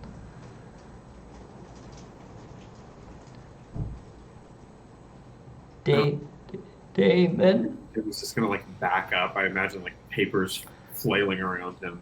Papers flailing around, they're kind of falling out of the drawers, and then when you back up, you feel yourself bump into something that feels cushiony like a bed. What is it? And then you turn and you see there's another bed. And then you turn to the right and you see her bed again, and it's almost like it's both of her beds mirrored. And you see both of those figures, both underneath a blanket, kneeling, and you hear your name being called from underneath the blankets by both blankets, over and over. Damon's gonna crawl into the center of the room, Mm-hmm. assume the position, and scream. And as you hear your name with crickets ringing in your ears, Damon, Damon, you realize that they were actually saying amen, amen, and you scream. And that's where we're going to go ahead and take a break. So I would like to ask everyone to go ahead and grab a drink of water or a snack, go ahead and do some stretches, and we are going to be right back.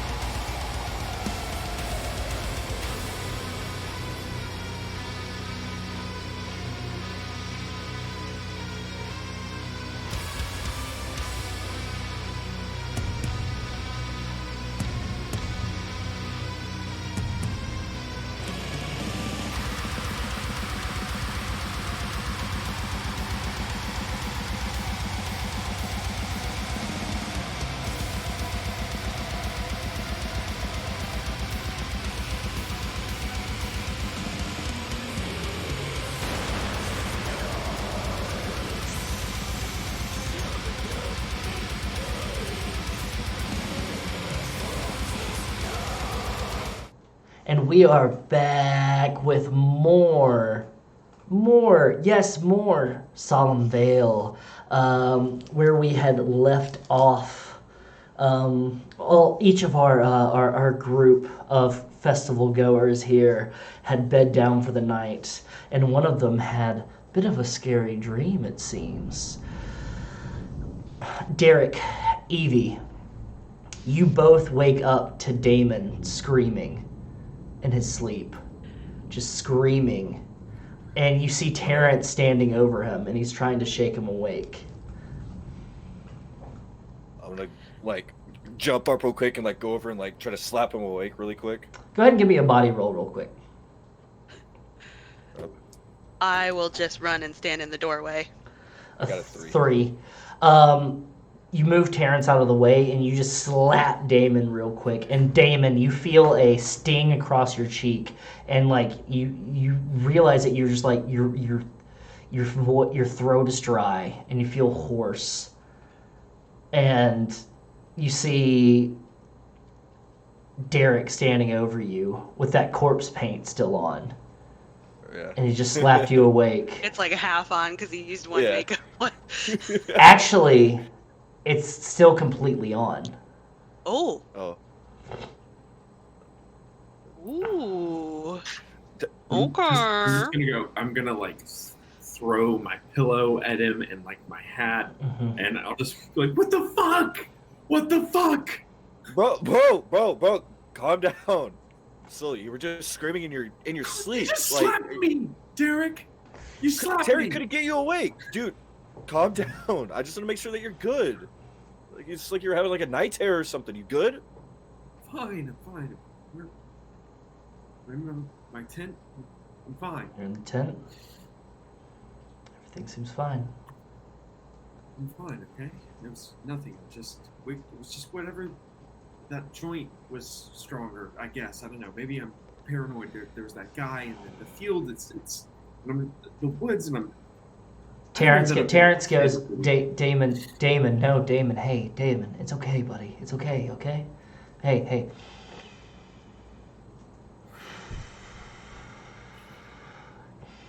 Okay. I'm gonna be like, right. Evie, can you bring him some water or something? We got water here? Yeah, I'll go grab him a bottle of water. Grab a bottle of water. There's a mini fridge that's set up in the tent. You go ahead and grab it, stocked with water and beer and little cheese sticks and salami sticks and things of that nature. You go ahead and grab a bottle of water for him, bring it over. Damon, do you check your bed? Yes. Oh my god, yes, immediately, to make sure that the sigil is still there. You check and make sure the sigil's still there? It's still there. It's one that you drew. It's how you left it. And you all kind of notice, as you're handing the bottle over, there's a few dead crickets around Damon's bed. Just a handful of them. Just kind of spread around. Almost as if something had protected him from the crickets. They hit a wall or something, or they just kind of died around it. Terrance goes, "Oh, all right, well, I was planning to sleep in a little bit, but seeing as how we brought our own alarm clock around, looks like we have a full morning for us. Pretty big day. Got some bands playing. We've got, anyone want to make a guess first? Anybody? About what? About who's playing first, maybe? Shit, I don't know. I was actually just talking to these two yesterday. What are even the set lists like? Good. And he goes ahead and he goes over to his bag and he goes, "We wanted to keep it secret. We wanted to make sure that people would come. We released who was going to be here, but we didn't say when because we made sure we didn't want people to just kind of come for one day and then just hop off for the rest of the week or anything like that. We wanted to be a full experience." And he hands you 3 both little laminated cards, and it gives you a full schedule of who's playing on what stage and everything. So you've got bands, like I said before, Beaten to Death, MMD, you got fucking Jesus Piece is playing. Municipal Waste. Does it have set times? Because I want to see Jesus Piece. It's got set times. Jesus Piece is playing towards the evening, later that night, and everything. Kind of a big grab for the festival. You've got Druids, Gimli, Son of Gloin, Dune, Oculus, a lot of those kind of bands. And then you see tomorrow night there at the end. There's like a power trip, like homage kind of thing, like an honorable kind of thing. It's a rest in power with like the power trip font and everything like that on it. Yeah, and then some noise stuff. You've got some Woad, and they managed to grab Liturgy. A couple other groups. It's a pretty good spread across everything. You got thrash, doom, noise, sludge, some stoner metal. There's Yob. Abigail Williams, yeah. But yeah. I love y'all. And I didn't even realize. Like, I guess it's just sinking in now. Like, who's all playing? Like, Ananias, like, definitely seems to have the hookup. Like, how does this even like happen? Like, how are you even involved? Well, I mean, so kind of like when we had left school and everything like that, after graduation and everything like that, I kind of went around, did a little bit of a tour of the country, went to the States and everything, went to do a visit, and I met Ananias in New York City at a show. It was Judiciary was playing, a couple other groups, and just got to talking to him, and he's like an old head, like ancient, like he's been in metal since metal's been born, and he knows like everybody, and he was pulling out feelers, pulling out favorites. He was talking about this great idea of doing a metal festival. He's like Ozfest, but actually make it cool, not like how it is now, but like and he talks about everybody wants to do these things in Sweden, or they want to do them in these places like in like America or something like that. But he's like, it's the most fucking metal place ever. It's like in the middle of nowhere in England. It's just open. He's like, there's nothing close like that Canterbury sound. And once you get, I want to go to the home of where like a lot of my favorites came from. He's like, I want to feel like the first time of listening to Sabbath, and I want to see people enjoy themselves. And he had me hooked. I was right there with him. I swear to Christ, I'm pretty sure he sold his soul or something to be able to get some of the people to hang on. And then him making connection with these bands, they got excited. They started reaching out to sponsors. Next thing you know, we've got a full lineup. People frothing at the gills. If this is popular, if this goes over well then Gutterfest will be happening here forever. You sure the people want that? The people in the town? Yeah. Why wouldn't they? I mean, it's income for them. Like, we pay a flat fee. My father's happy. The other patriarchs of the other families are happy. He didn't seem happy when he saw us yesterday. Look, they're kind of old-fashioned, They've been around here for ages. They don't like strangers or outsiders, but that's why it's important that we, we're respectful, we make sure that we maintain, and if we do, then we get to have another one. What happens if it gets big like Ozfest? I mean, these people are gonna see this and tell their friends, and their friends are gonna tell their friends. What happens next year? Well, if next year, then we make a deal again. We kind of expand past the campground. There's other places around here.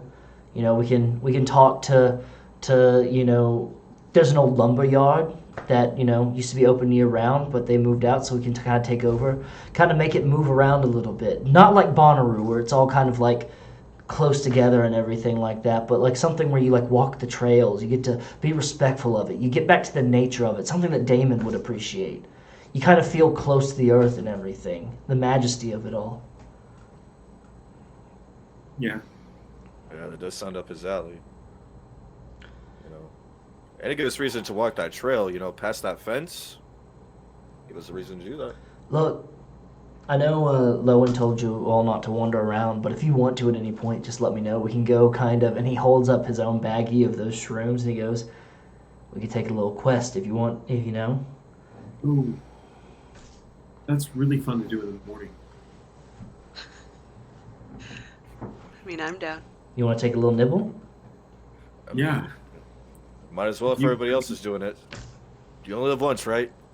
Yeah, I mean, we're awake, right? Yeah. He's like, we can go ahead, take him now. We can go down to the breakfast tent, get some breakfast, eat a little bit, grab some coffee or tea, and then start walking around before the music starts. Sounds good to me. And then we'll be in the perfect Yeah. headspace for it. Yeah, that actually sounds nice. You all get ready. Derrick, you realize that you still have that face paint on, even though you used a makeup wipe. It's still on your face. I really hope I didn't use some like permanent stuff, something that's gonna last forever. I really don't want this to be my face forever, as badass as it is. Just make sure you have those baby wipes or makeup wipes or whatever you have on standby, because I want to reach up and try to like see if I touch it, if it comes off on my finger or anything. When you touch it, it comes off like it's been freshly put on. Almost like Then you I smudge it back together. smudge it back together. Yeah. You Almost sure you like didn't just apply this? you would have seen me apply it. I mean, as soon as I woke up, I slapped the shit out of Sully over there. Like, There. sorry about that, by the way. You're kind of It's freaking out. We're cool. It's fine. We're cool. Slap me like that though, and I'll slap you back. At least somebody will, I guess. I don't know. Maybe we should take these shrooms and forget this conversation ever happened. Terrance walks back over with 4 cups of OJ and hands them out to each of you and goes, "This will help with the taste a little bit." And he grabs just like a nice little dollop of mushroom, and he just says, "Bottoms up," and he pops it in his mouth and he chews and he makes a fucking face like he's eating shit and quickly downs the orange juice. Chaser. Hmm. I'll follow suit, man. Yep. I'm gonna eat mine and then hold the glass of orange juice up and be like, "Here's to Gorefest," and then down mine. I need each of you to give me a body roll and choose to spend your attributes or not if you want to before you give me a soul roll. Ooh, I got a- 6. I got a 2 on the body roll, Mm-hmm. and then a soul roll. Yeah, and a soul roll. I got 2 5s. 2 5s. And a 1 on the soul roll. I'm not gonna use any points. Oh, okay, perfect. So you down it. You down the orange juice, and you're like, "Yeah, it's fucking orange juice." Evelyn, Evie, this orange juice tastes a little bit off. Like it might have gone bad or something. Not like completely like bad, but like just something weird about it. Damon, you can tell that there's something a little bit bad with it, but it also is like kind of chalky. Like it's been sitting in a store for too long or something like that. Is there something up with this, Terrance? Is it like old? Or something? Orange juice? He goes, "Oh, no, that's just fresh. It's fresh. It's from around here." Oh, I'm gonna look at Damon because I also noticed something is wrong with this, and I kind of like nod at him. How do you grow oranges here? Oh, well, that's actually kind of a funny story. So there's this old lady here in town, and she's got this really big basement. And she's got a bunch of heat lamps and temperature control in it because she went to Florida when she was younger, and she fell in love with it, so she started growing oranges in her basement. Her name's Abigail. She's wonderful. She's almost like a second mother to me. She grows oranges in her basement? Hmm. That sounds like some. Am I just this high that this is that you just told me somebody grows oranges in her basement? Yeah, she's got little trees and everything in it. We have to go. You want to go Why see you guys Abigail's acting so weird? basement? This orange juice was really good. Why you guys Orange being weird trees, with? orange trees are really tall, and they it's like this is They need to be in Florida or something, right? I don't know, man. I'd love I to don't know, see man. if her basement's anything like Florida. I'd love to see it. I mean, Look. I would. Florida is terrifying. Let's go on a walk. Let's go get some brekkie. Let's go on a walk, and I'll go take you to Abigail, and hopefully we won't miss too much. All right? Are we getting a full English? He sighs. He walks you I over. want beans. He walks you over to the breakfast tent, and they've got a full English breakfast set up. They've got juices. They have tea, carafes. They've got beans and links and bacon and eggs, all of the good things that you And- need. Blood sausage. Blood sausage. Yeah. Fresh for Gutterfest. Do they have anything vegetarian? And he goes, The beans. yeah, they got beans, mate. They got beans, mate. You can grab yourself a nice little, maybe get you some bread or something like that. Help soak up all those nightmares you had last night. Pizza, bread. Yeah. Bread and beans. Beans and toast for David. Beans and toast. Go ahead and dip it in, sop it up. And I'm just quickly like loading up on everything onto my plate, just Yeah, me too. everything. She goes, well, you go over, you start grabbing stuff, and there's a kindly old woman behind. She's helping everybody get everything. She's refilling some of the stuff. You see an old man that's sleeping in a chair beside her, with his like hat pulled down low. He goes, "Oh, dearies, yes, go ahead and grab yourself some breakfast and everything. Gonna get you well rested for your music festival. That's quite exciting, isn't it?" It is. It is very exciting. You said that real weird, man. I don't know if it's because I partied last night, but you sound real weird. As I like put a piece of bacon in my mouth. Pardon me, dearie. Pardon me. I didn't mean to sound weird. I don't want to spook you or anything like that of that nature. If you need anything else, you can just ask for me. My name's Tessa. You can call me Old Tess. And this right here is my husband, Cordero. She goes, "Cordero, wake up, Cordero." And you hear a... And then in Spanish, you hear a man say, he's like, "Por qué? Por qué?" It's an old Spanish man. She goes, "Oh, Cordero, don't be like that." And he goes, and leans back, puts his hat back on. She goes, "If you dearies need anything else, please don't hesitate to let me know." I'm gonna look at the juice, Mm-hmm. and if it's orange juice, I avoid it. There's a big thing of orange juice, but then you also see there's like some apple juice and other manners of like a mixed berry kind of thing. You see there's some cucumber water, that nature. It's just water with cucumbers in it, things of that nature. I'm just gonna get a cuppa, Just a cuppa. get some tea. She goes, "Oh dear, we have carafes over there, but if you want me to make some, I have a kettle going over on a hot plate if you need anything, if you want it fresh." Lovely. She goes ahead. She goes, "You go ahead and sit down. I'll bring it right on over to you." Oh, great. Hot. You see the next door group, Lars, Ollie, Chelsea, and Lance, all sitting at a table, looking very hungover. I'm getting ready. Chelsea sheepishly waves at you all. Lars is just stuffing blood sausage into his mouth. And then Oliver is going over the set list and everything, always going over the set list. And Chelsea is putting on makeup, fresh black lipstick and everything, and making sure that her wing is perfect on her. Right, it's got a good wing going on that eyeliner and everything. And y'all want to sit down next to them? Sure. Go ahead and sit down. I will tell Chelsea Mm-hmm. the secret is tape.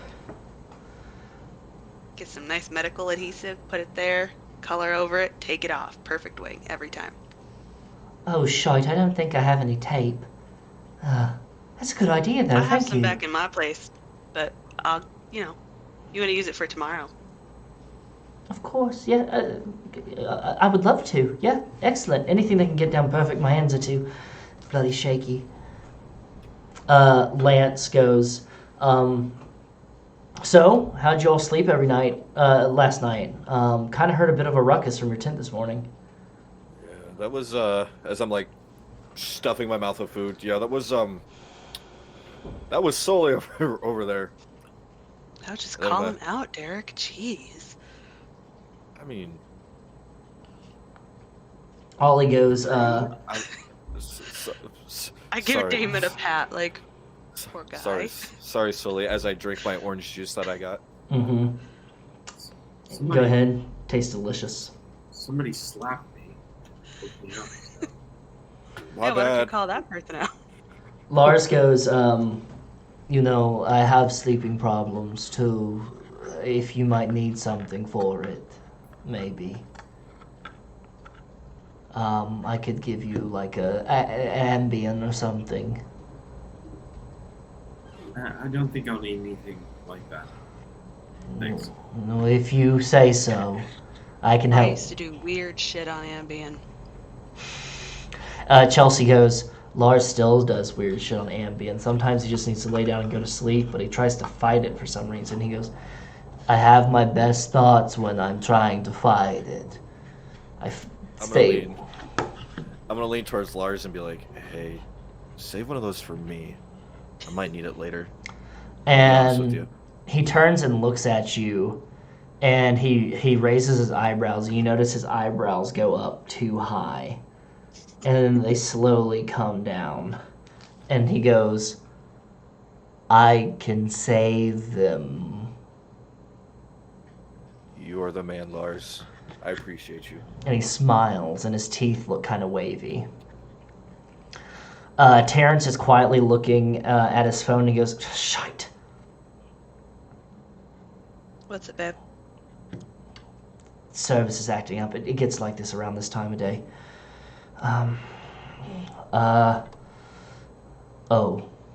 And he starts, like, you see him, like, looking over at some trees, and he goes, oh. I think we need to wrap things up here, gang. It's about that time? Or Yeah, we're gonna go on a... And he looks over at the other four, and he goes, we're gonna go on a morning constitution. You know what I'm saying?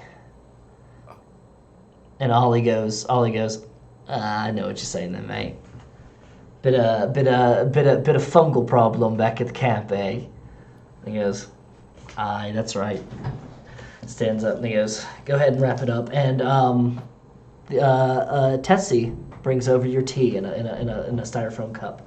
She goes, Excellent. it's not as good as a glass, cup or anything like that, ma'am, but it should take care of you right away. You dearies, go ahead and you have yourself a good day now.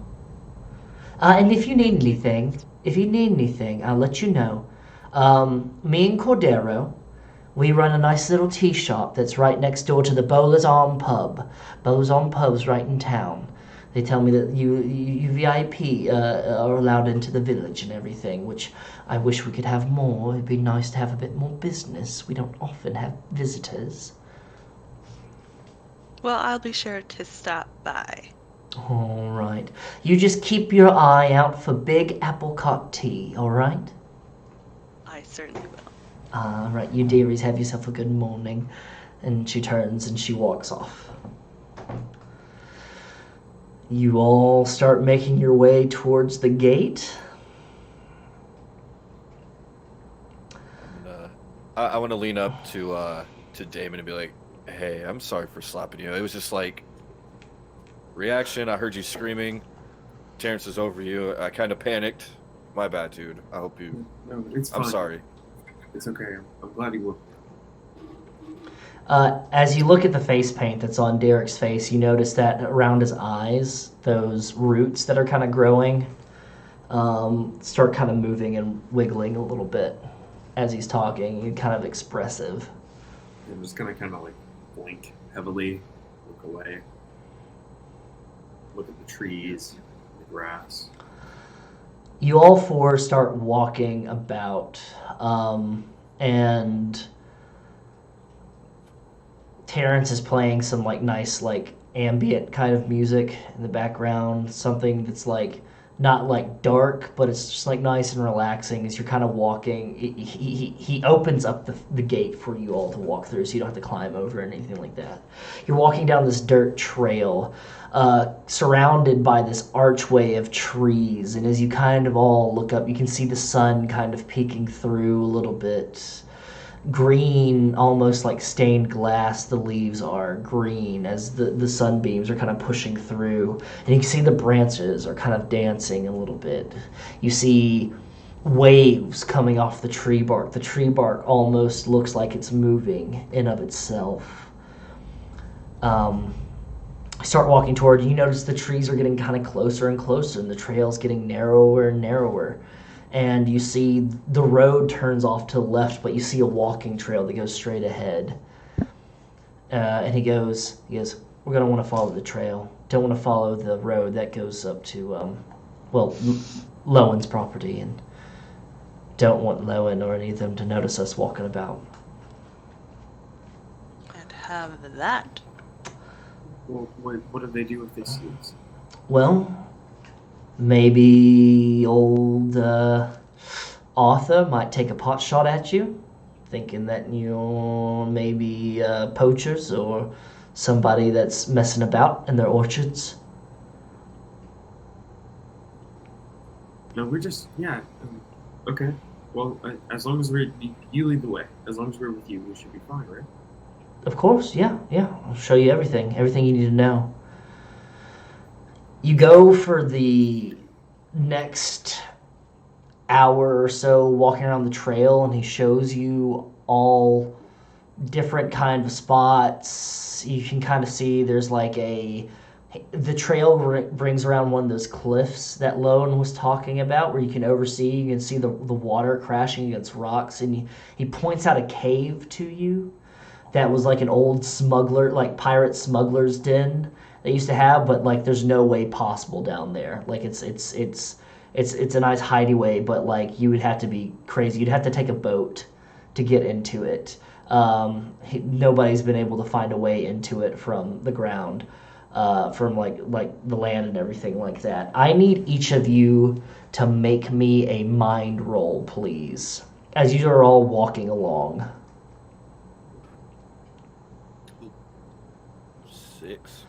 6. It's a 2 for me. 2. And then what was that for you, Evie? Software mute. I think you're muted. Yeah, there you go. I had to sneeze, and I. Oh, yeah, you're fine. It was 3. 3. You're walking along all together, and Terrance starts talking to you, Derrick, and he's like, I'm really glad that you 3 decided to come with.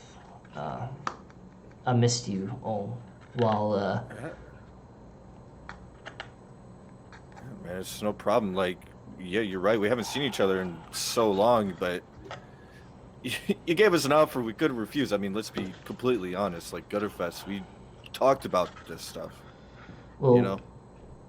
I don't know how all of your lives are kind of going. We haven't really connected after the way we kind of left things, where we just kind of like drifted apart and everything like that. But I was kind of hoping that I could make an offer to each of you to, kind of work for Gutterfest, kind of make it a thing. Each provide something to it, Like you've always been a guy that's been able to, kind of keep shit from getting too wild. You could be head of security or something of that nature. Damon could, provide some of his creativity a little bit. And then, maybe even Evie could, be like a standard photographer, get paid really well, take photos, have them published. He's like, how does that sound to you guys? And he turns. Derrick, go ahead and finish your statement. Oh, I was just be like, yeah, I would love that. Like, it beats being back in Chicago again, This is more interesting than that. You turn and you see that Evie and Damon aren't behind y'all anymore. You just see the trail and trees around, and Terrance like, Evie? Damon? Wait. They were literally just behind it. Like, no, this is one path. Like, where did they go? Oh, shit. It didn't kick in, did they? They didn't water off, did they? Evie, you kind of had like your head kind of like studying the ground a little bit, and you're noticing like the dirt patterns and like footprints that have kind of been etched into this trail, and some of the roots and grass that's kind of grown over in patches. And you can hear the things that Terrance was saying, and then when you look up to respond, you're not on the trail anymore. You kind of wandered off. Like you see like a downed log, and you realize you're like just in the middle of forest. And I'm stupid fucking high. Mm-hmm. Everything's dancing. You can see the moss kind of moving like almost like jellyfish underneath the water on some of the trees. And you realize that the trees in this forest, they almost seem uniform, like they were planted with intent. I'm gonna go up to one of the trees Mm-hmm. and like just touch it, man. You touch it, and it feels alive, Stop laughing at me, Damon. but more alive than any tree you've ever felt has ever felt before. You can feel it breathing. And then you look at the ground beneath you, and you notice like the moss-covered floor of the forest that you're on. It's breathing itself. It's moving up and down, like the earth. I'll lay down on it. You lay down on it. Mm-hmm.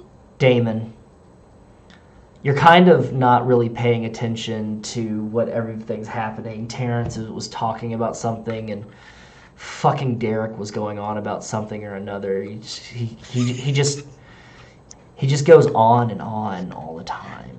He's just like he's trying to show off something, like he's trying to prove something, and you don't need to be like that as a person. And you kind of get stuck in that rut, and you're like, why does he have to be like that? Why can't he just be relaxed and chill and normal? And then like you see a cricket hop across the side, and you look to the right, and through the trees you see almost like a clearing in the distance with a great big rock in the middle of it.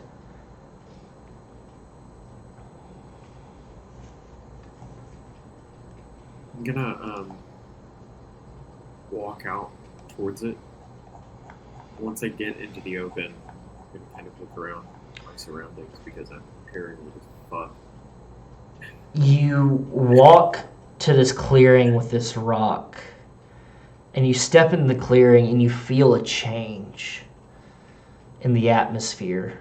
Where you were hearing crickets and everything, you notice that like you look down the ground in between your feet, like in the wooded area, that the trees are in perfect symmetry, a symmetrical circle around this rock.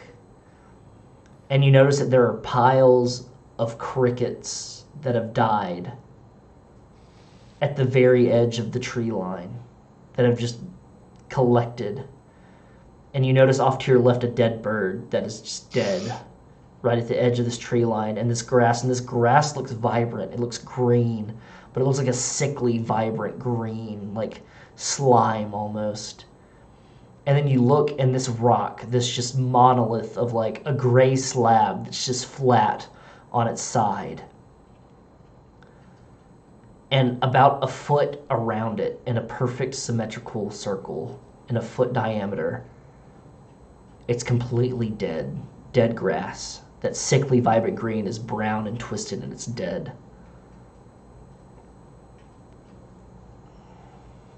I'm gonna pull out my notebook. And I'm going to draw this from a top-down perspective as if it were a symbol.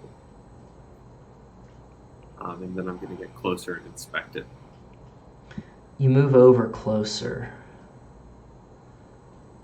and you notice the rock. It's a giant slab, gray, a table almost. It seems like it wasn't carved by man. It seems like it was just placed here by some giant or a god of some sort or something. And you lean in closer to it, and you realize that in the very middle of this gray slab, there's a pinpoint. A dried red pinpoint that looks like a single drop of blood just fell from the sky right in the very middle of this rock.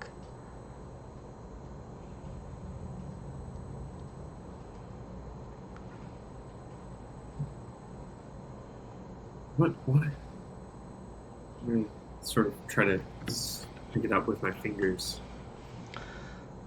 As you touch it, I need you to give me a body roll, please. Okay, so when I spend points, do I have to decide beforehand? You have to decide before the roll. Yeah, I'm gonna spend a point. You spend a point. It's a 6. A 6. You touch the red dot, and you feel something bite your skin. And you start pulling at it, and you notice that when you pull away, that red yarn comes from it. And then you look off to the side and you see a young boy about 8 years old wearing a shirt that's similar to yours, wearing canvas pants. His face looks dirty. His red hair, looks a little bit dinged. He looks like he's been out here for a few hours, maybe a day. And he goes, "You're not supposed to touch that." Donnie?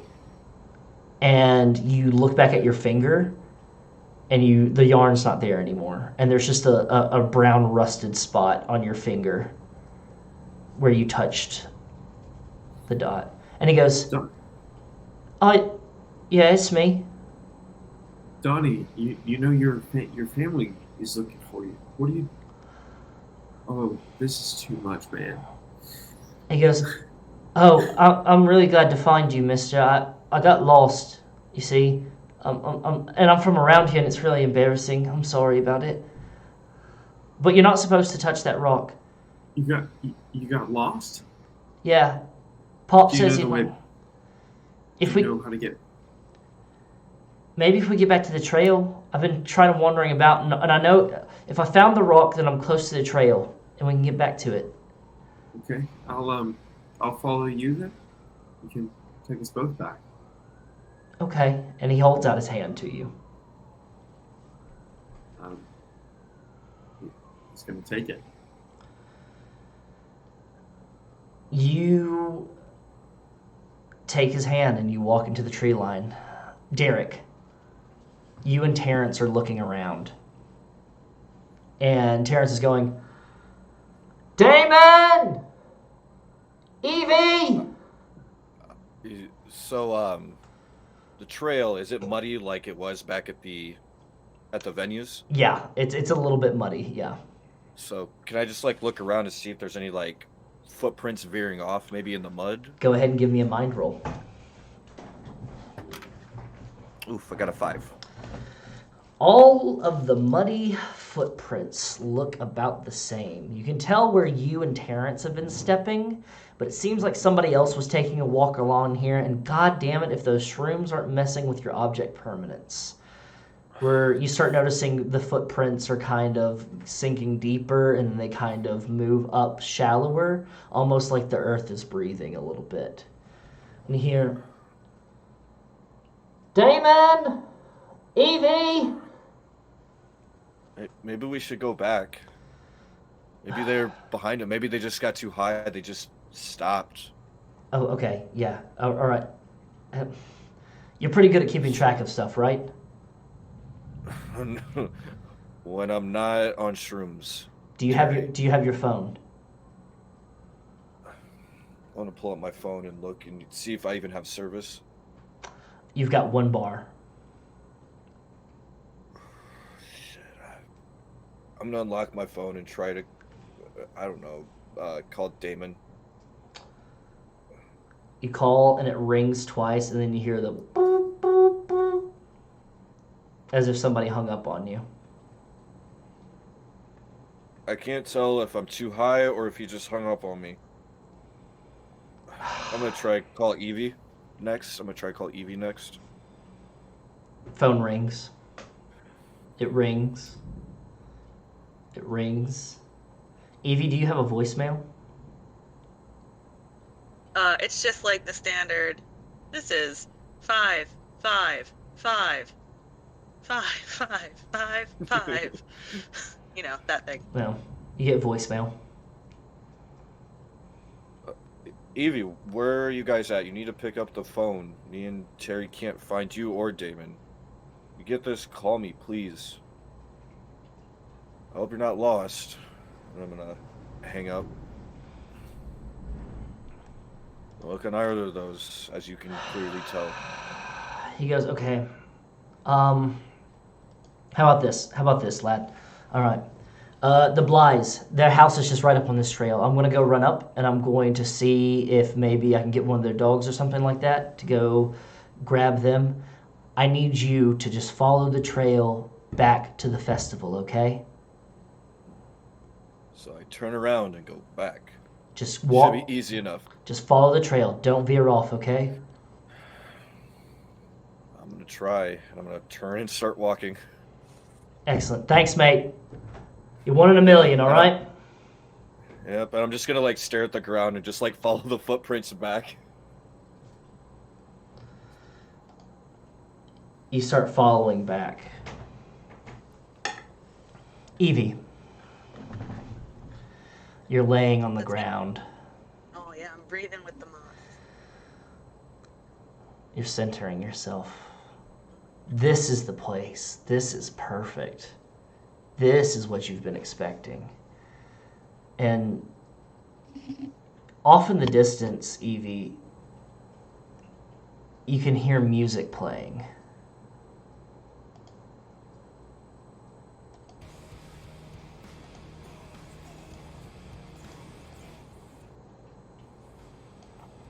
It's some kind of stoner metal that seems to be moving in time with how the ground is breathing. You take it in and you realize that it's coming from not too far off. You probably doubled back and you're probably pretty close to the festival. All right. I'm gonna get up. Mm-hmm. I'm gonna say goodbye to the trees. And I'm going to head toward the music.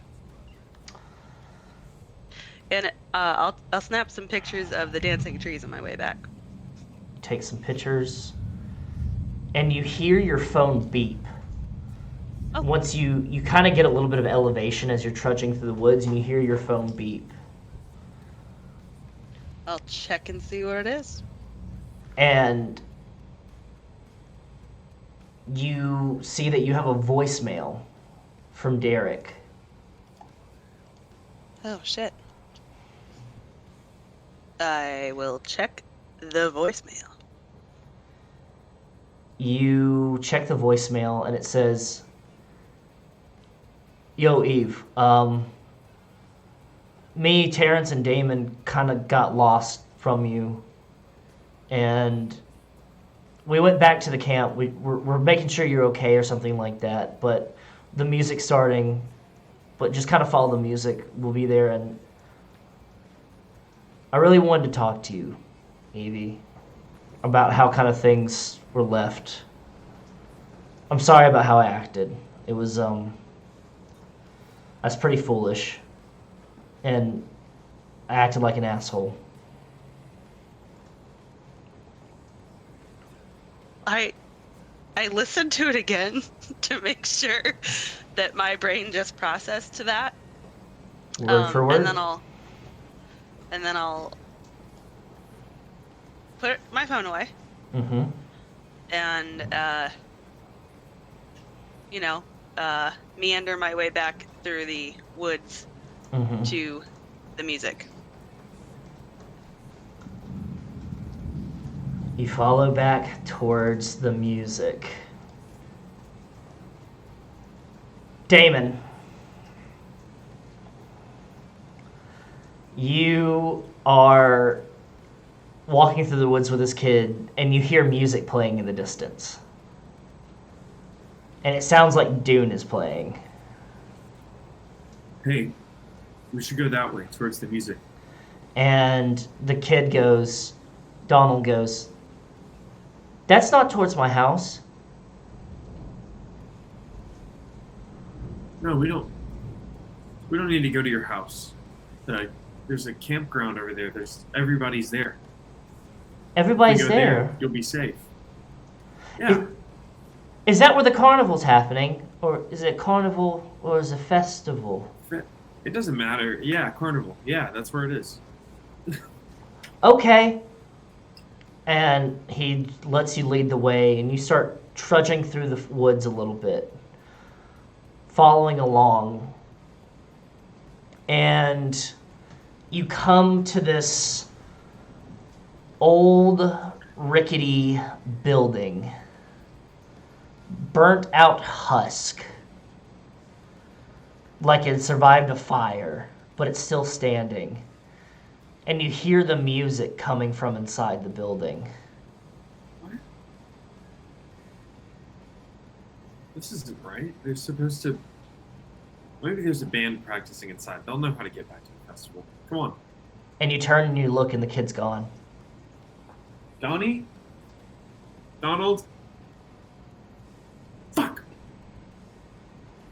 Fuck me. I can't keep up with Jack. Alright, I'm gonna go try to open the door. You go to open the door, and ash kind of falls off in your hand, but the doorknob turns. And the music is a little bit louder from inside. I'm gonna walk in. Mm-hmm. See what I see. You walk in, and you see a boombox on top of a bar, and everything's burnt out. There's broken chairs, there's broken tables, and you see a man sitting at the bar just nodding his head to the beat of the music.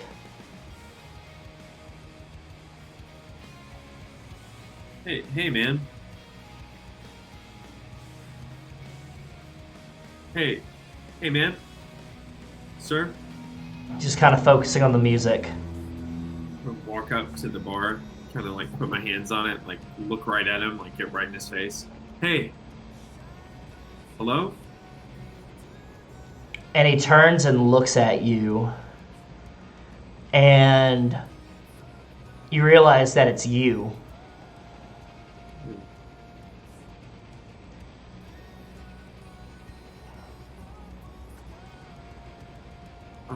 Sir,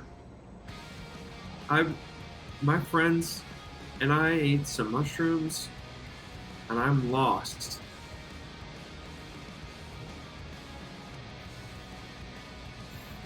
Excuse me, sir. Me and my friends ate some mushrooms, and I'm lost. You're lost too?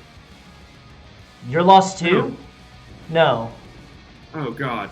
Oh God. Oh God, no. Oh God, no. And you realize that he looks just like you, but he's wearing just like a brown tunic and brown pants and boots. I'm gonna slowly start to like back out of the cabin with my back turned to the door facing him and just walking away quickly, keeping eye contact. Mm-hmm. And he slowly stands up and he backs up and starts walking towards the other room of this building. And you back up and your back's against the door. And he looks frightened.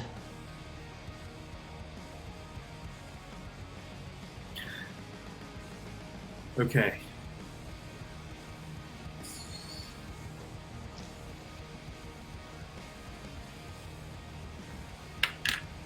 Okay. Okay. I'm gonna open the door. And you fall.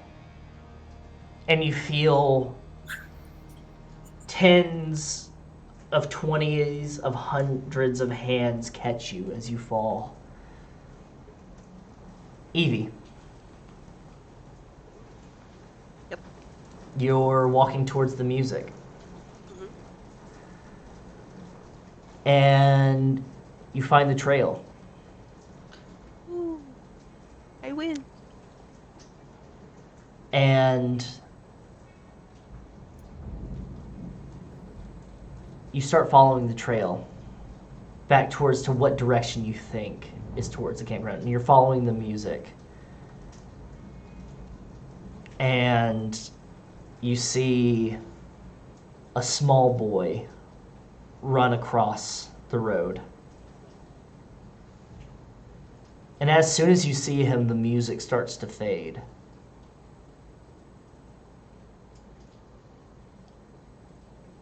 Well, that was odd.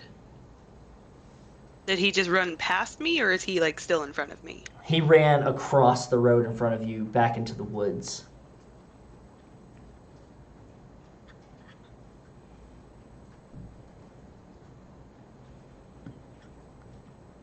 It was a very interesting situation. I'm gonna take out my phone. Mm-hmm. And I'm going to try to call back Derrick. You call, and it picks up. And you hear there's music in the background. And he goes, "Yeah? Evie? Derrick! I'm sorry, there's a band playing." I'm lost in the woods and you're listening to music? We're waiting for you. Can't you hear the music? I saw the kid. You saw what? The kid. Evie, follow the trail. Keep walking the trail. What you want's at the end of the trail. What do I want? What you've always wanted. And the phone hangs up.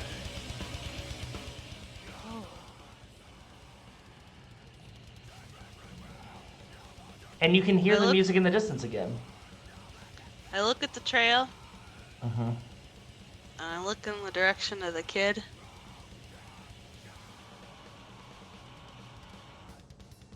I feel like this was not a time for me to be selfish.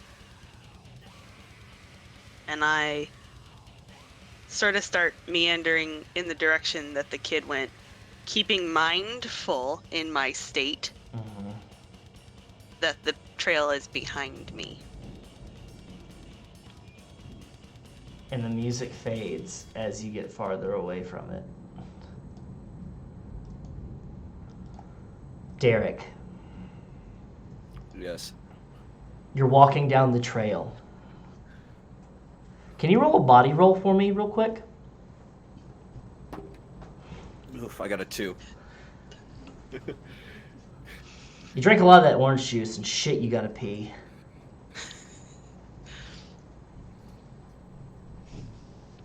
Luck would have it, you see off in the distance. Oh, look. Is that the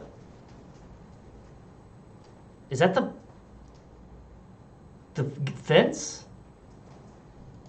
And you can hear in the distance music starting up. And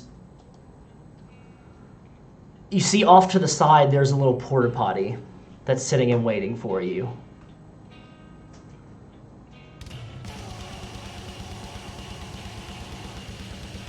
Thank God I don't have to go into the woods. I'm gonna start heading towards the porta potty. Mm-hmm. You make it to the porta potty, and you open up the door. And I need you to roll me a soul roll.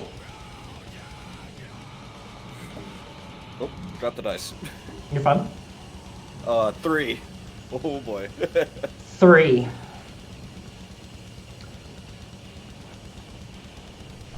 You open the door, and the music cuts.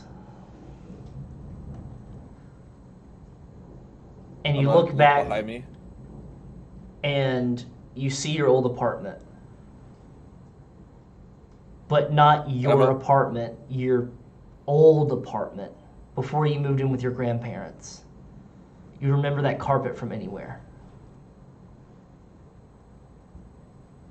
I'm gonna like turn and look behind me and see if the forest is still there, like, or the fence or anything. Nothing.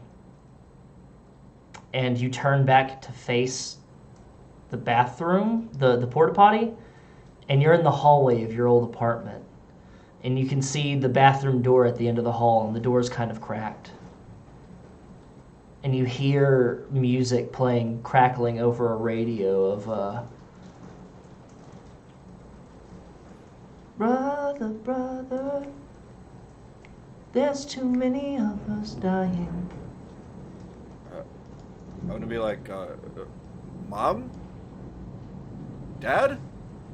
And I'm like, gonna start like slowly moving towards it, towards the door. Mother, mother, mother. As you get to it, the song keeps on going a little bit, and you remember this. And you say, Mom, Dad, and you get to the door, and it's cracked open. I'm gonna push it open. And you push it open, and almost like it's a memory, you see it from before. Exactly how you found them. Your dad on the toilet, your mom in the bathtub, both holding hands. But instead of that sick look on their faces and the foam from their mouths, they have a smile. And they both have spirals, wicker spirals behind their heads. And in their arms, in the crook of their arms, instead of what you found before, there's grass growing with wild lilacs growing out of it. No, not this again. And I'm gonna like back out and like slam the door. You back out and you slam the door, and you start hearing crickets. So I'm gonna like turn and like start like running down the hallway that I just walked down. You run down the hallway, and you make it to the front door of your house, and you turn to your right, and you see you as a child sitting there playing.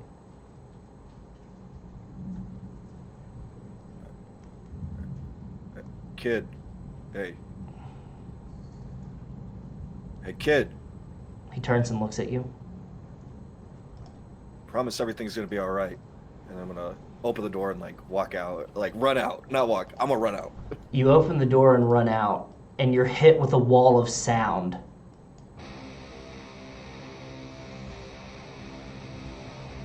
And you break through some bodies of people. And they're like, watch out, man. And you see that there's people just kind of moving like this. They're all wearing different like Gutterfest shirts. And they're moving their head like this. Kind of psyching themselves up.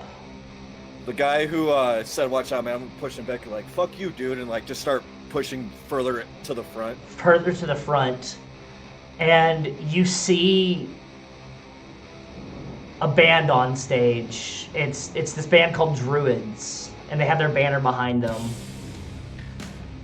And you see Damon standing on the edge of like this fucking fence, the security fence, arms out in a Christ-like position, Damon.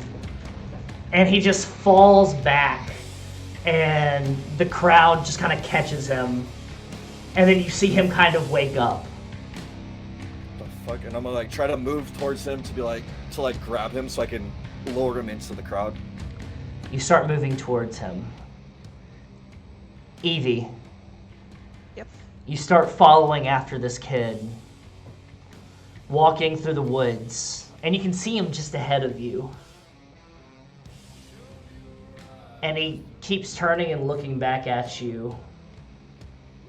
And being, like, running and kind of giggling almost, like he's playing a game.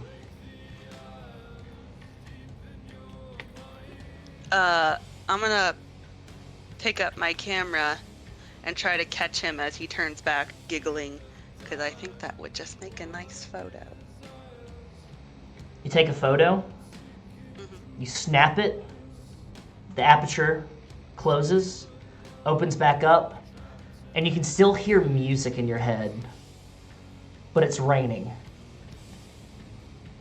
And it's raining, and you're on the side of a road.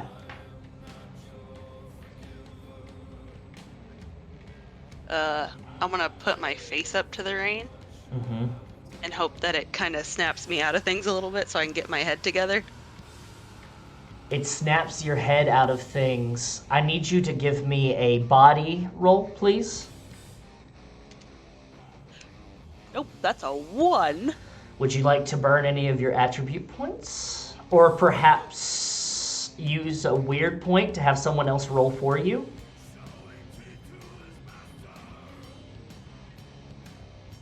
I'll use a weird point. Okay, go ahead and take 1 weird point, add 1 to your pool there. Okay. And who would you like to roll body for you, to re-roll body for you?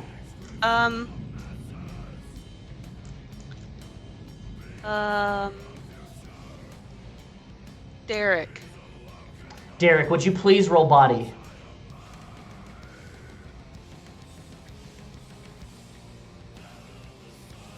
I got a 3.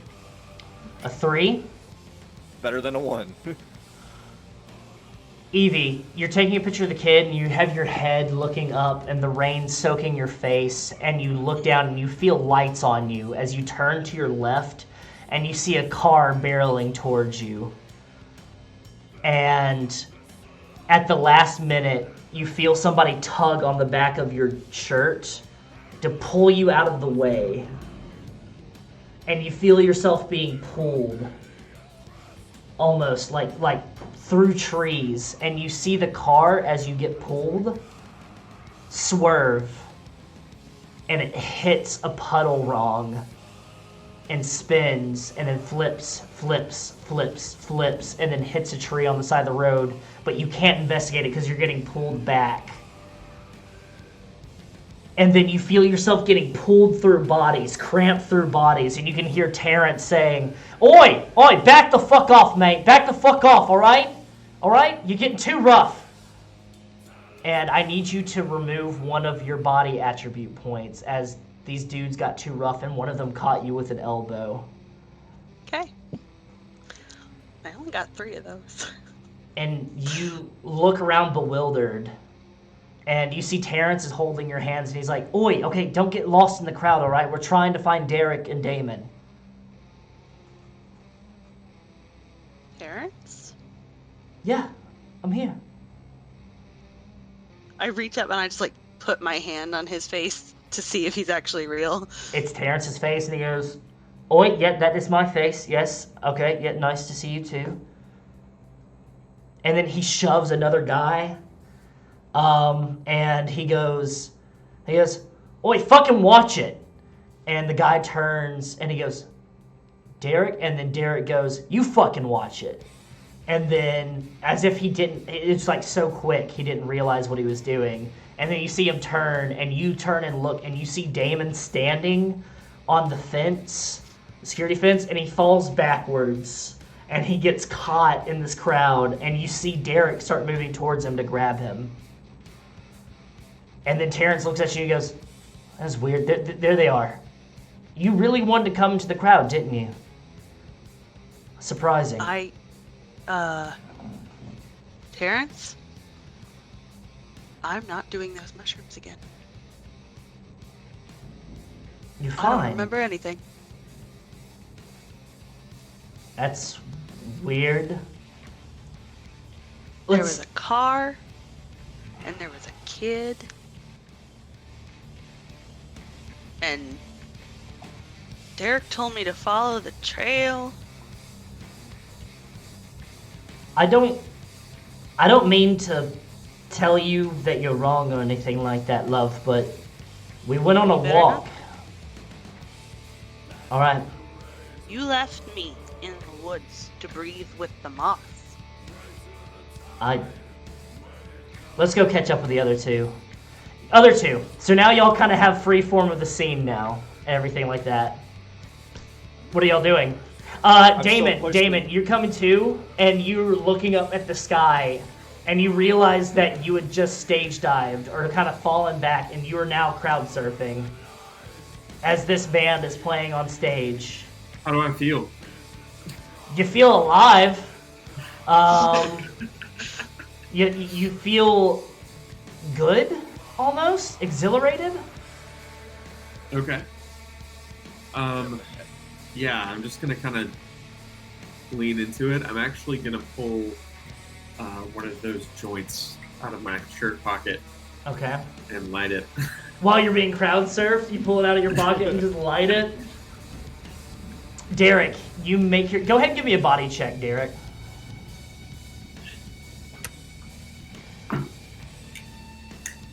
That's a 1. You go and you feel yourself getting squeezed and pushed, and you're trying to get to Damon, and he keeps getting pulled towards the back. And somebody catches you with their arm, and they hit you off the side of the head. I'm gonna like look around to see who did it, and I'm just gonna fucking swing on him. You see this like fucking guy that has like his shirt off, and he's just like not being mindful of anybody's presence and stuff like that. Total like just asshole in the middle. There's not even a pit or anything. He's just like trying to take up the space. Go ahead and give me a body roll as you go and like check him. So with this, can I burn 2? You want to burn To add 2? 2 or Yeah, burn 2 to I add got 2. 9, I'm gonna burn 2. Perfect, burn 2. Good thing I did that, because that would be 4 altogether. 4 altogether. This Yeah. guy is just in his own element. And you go and shove him. And you, like, catch him right full chest. And he falls over, and people move out of the way. And he looks up at you and goes, "What the fuck, man?" Watch where the fuck you're going, you fucking prick. And then I'm gonna like turn and like try to catch back up with Damon as he's crowd surfing. Miraculously, you shoving that guy gave you a good enough hole, and you can get up to where you're going to catch Damon. You go... I'm going to catch him. Evie, Terrance is kind of pulling you to the ground. He's like, "Make a hole! Make a hole!" He's like, staff, Gutterfest staff, make a hole. He's carrying you through, and you see Derrick shove a dude and says, "Watch where you're going, asshole." And then he has his hands on Damon. Are you pulling Damon down? Yeah. Yep. I'm just gonna like safely get him down as best I can. Damon. I'm gonna put the joint in Derrick's mouth.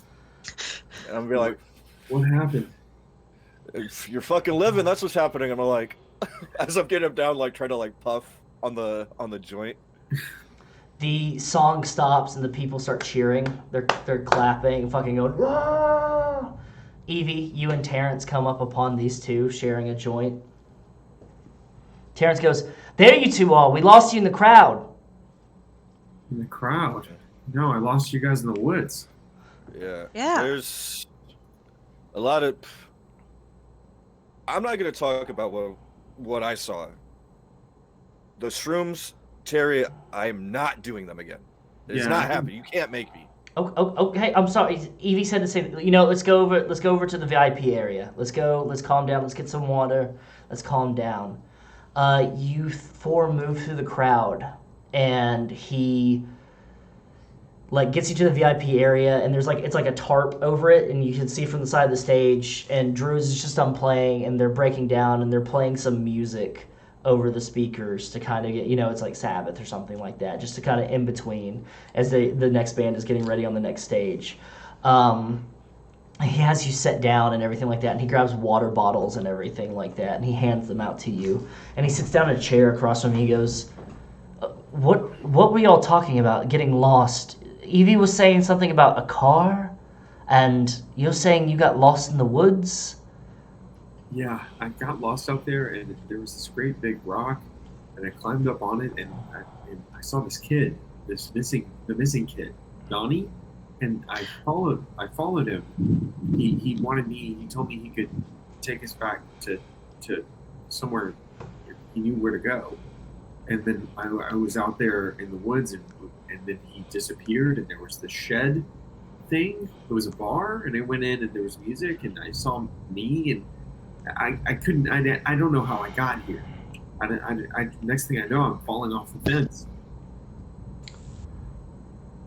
Look, I'm not gonna call you all a liar or anything like that, but you did take some psychedelics. Yeah, but Terry, you know this. I've done We've done them together, mate. Yeah, and this was different. This wasn't anything like that. I didn't know where I was, Terry. Look, from the way that I saw things, us four, we went on a walk down the trail. I showed you the old rail yard. Derrick wanted to go in. No, Terrance, it wasn't. Wait. No, what? Yeah, We turned around and Evie and Sully were gone. And you said you were gonna go find some dogs. Terrance, dogs? That doesn't even make any sense. We're on an island. There's no way there'd be a rail yard out here. It's a rail yard for the island. There used to be a mine here. It's the. Did we go into a mine? What are you talking about? No, I would never take you to the mine. That's not safe at all. That place has been closed down for years. Look, we all walked together and we came back as a group and the festival started. We lost track of... Terry, I don't mean to cut you off, Terry, but you mean to tell me that Sully got up there by himself? Have you seen this guy? This guy shakes more than a scared dog. Thank you. Yeah, I mean, it was great though, wasn't it? It was pretty great, right? I keep trying to. Doesn't matter. What is What did you give us? Are you sure those were shrooms? Cause he brings out the bag and he goes, "They're mushrooms, just like the ones that I gave you. They're from the cows here in the Vale." What the fuck you feeding the cows then? Fucking grass, mate. We do everything natural here. Everything is natural here in the Vale. We all experience something different. I think it's safe to say that's not something we want to experience again. Fair enough. All right, fair enough. Or at least not in a space where we're going to go out into woods where we've been told not to go. Terrance, you were supposed to watch me, man. I told you that. Look, I did. Mate, I did. We came back here. You wanted to get into the crowd. Evie looked at me and she said, "Where's Derrick?" And I said, "In the crowd." You said, "Take me to Derrick." So I took you to Derrick. I'm sorry. I'm not trying to lie to you. I'm not pulling your leg. I'm not trying to fuck with you all. But we won't take any more shrooms or anything like that. We've got weed. We've got other things. It's fine. We can just hang out and have a good time like friends, right? Like at UCL. Now drink your waters, all right? Damon, you good? I don't know that I'm gonna want to stay for the whole weekend. Look. What if I want to leave? Look, Damon. Damon. Let's Damon. If you want to, how do you leave? Damon. Let's just experience the rest of the day. Let's have a good day, and at the end of the day, if you want, I will take you back. The tide's up right now, anyways. We would have to take a boat to get you across land. Okay, I get it. Well, I'll stay the night. I'm just saying. Like, I want to stay, but if I wanted to leave, you know, like it's dangerous. The tide is up right now. Things are kind of weird here. Tide's up right now, but closer towards night, goes down. The causeway is more accessible. I can drive you myself. I will drive you myself to a train station that will take you back to London. Okay, I trust you. I don't know. I'm never doing that again. Whatever those. Of course, I won't make you do it at all and everything like that. And if you want to leave, Are these the same mushrooms we did a few months ago? No, mate, no. Those are some fucking. Those are some fucking some med student in London. I liked those. What was wrong with those? Nothing was wrong with those, mate. I just wanted you to have a taste of home. This is Taste my of home? home. This is my home. I wanted to share it with you all. They're arguing, and I'm just gonna bop my forehead and lean on Derrick. This is fucking Pepperidge Farm. Taste of home. He goes, a taste of home, Damon! And he grabs you by both the shoulders and he's like, I'm sorry you had a bad time, mate, but you're living. You stage dived. I've never seen you get into the crowd at a show. You always hang at the edges. I'm so bloody proud of you, mate. I didn't know I was doing it, so I guess, you know, if my fucking How did it persona melts feel? away, then yeah, next time my persona melts away, you'll see me do that again. I needed to take a break. Okay, take a break. Take a break, mate. You earned it, all right? Let's just enjoy the rest of the day, okay? Yeah. Who's up next? Well, what we have for you is very special. It's gonna be perfect for a break, okay? We've got all right? They're up. It's just ambient. It's just nice. It's just a soundscape. It's dark tones. You just get to bob your head to it. Nobody's thrashing around. We're just gonna enjoy it, okay? I'm gonna pick my head up off of Derrick's shoulder. Mm-hmm. And what did you mean about the way things were left? Who are you talking to? Talking to you. The voicemail you left me. I'm pretty sure I left you a voicemail telling you that Terrance and I, and I'm gonna look at Terrance.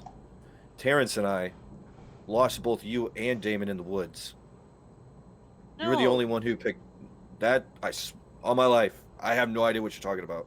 After that, you said you wanted to talk about the way things were left. And I start pulling out my phone like I'm gonna play it for him.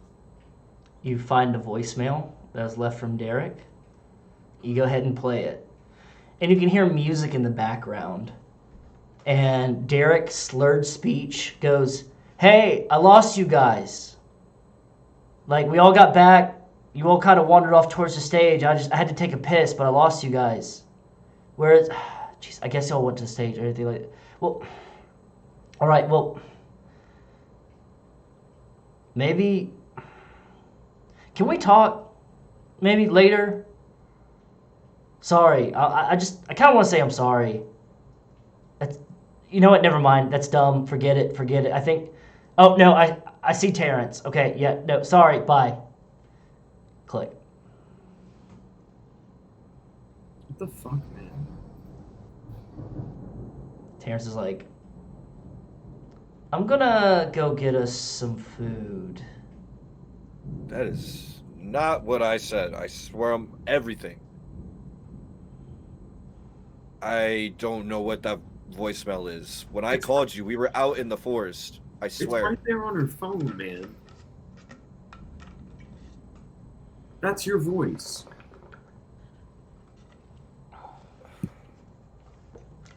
And I'm gonna get up and walk off. I look at Damon since we've been left alone. Terrance went to go get food, and Derrick just goes to wander off. Why does it always seem like you and I are just left here? Damon's gonna do that thing you do when you've been at a festival for a long time, where you take a water bottle and you pour it over your head. Mm-hmm. He's gonna go, I don't know. This is why I never leave my house. Things like this, like drama, people lying. I will reach across the table, though, and take Damon's hand, as wet as it is. And I'm happy that you came. I'm glad that you're here and I get to see you. Well, I'll try to. I mean, Because if you weren't here, I would be sitting here by myself. yeah. We gotta, us introverts gotta have each other's backs. I guess if you weren't here, I'd be by myself. So They like to walk off. yeah, Terrance does that sometimes when he's a good guy. He just wants to give us some space. And I'll just sit and hold Damon's hand over the table. Derrick, you wander off. Where are you headed? I'm just gonna be like wandering between the food vendors, make my way towards like the merch stuff, and just kind of figure out what the fuck happened when we went past the gate, because that is not what I said. I know that's not what I said. I know where I called from, and I'm trying to figure out what the piece it together. Like what is happening? Go ahead and give me a What is mind happening? roll. Ooh, 5. You know for a fact, in your heart of hearts, that you didn't send that voicemail. And that you start thinking back on it, and you've got this taste in your mouth. This kind of chalky taste in your mouth. Almost like you had citrus powder, almost. And you kind of walk over to the food area and everything like that. And you see Terrance walk behind one of the food stalls.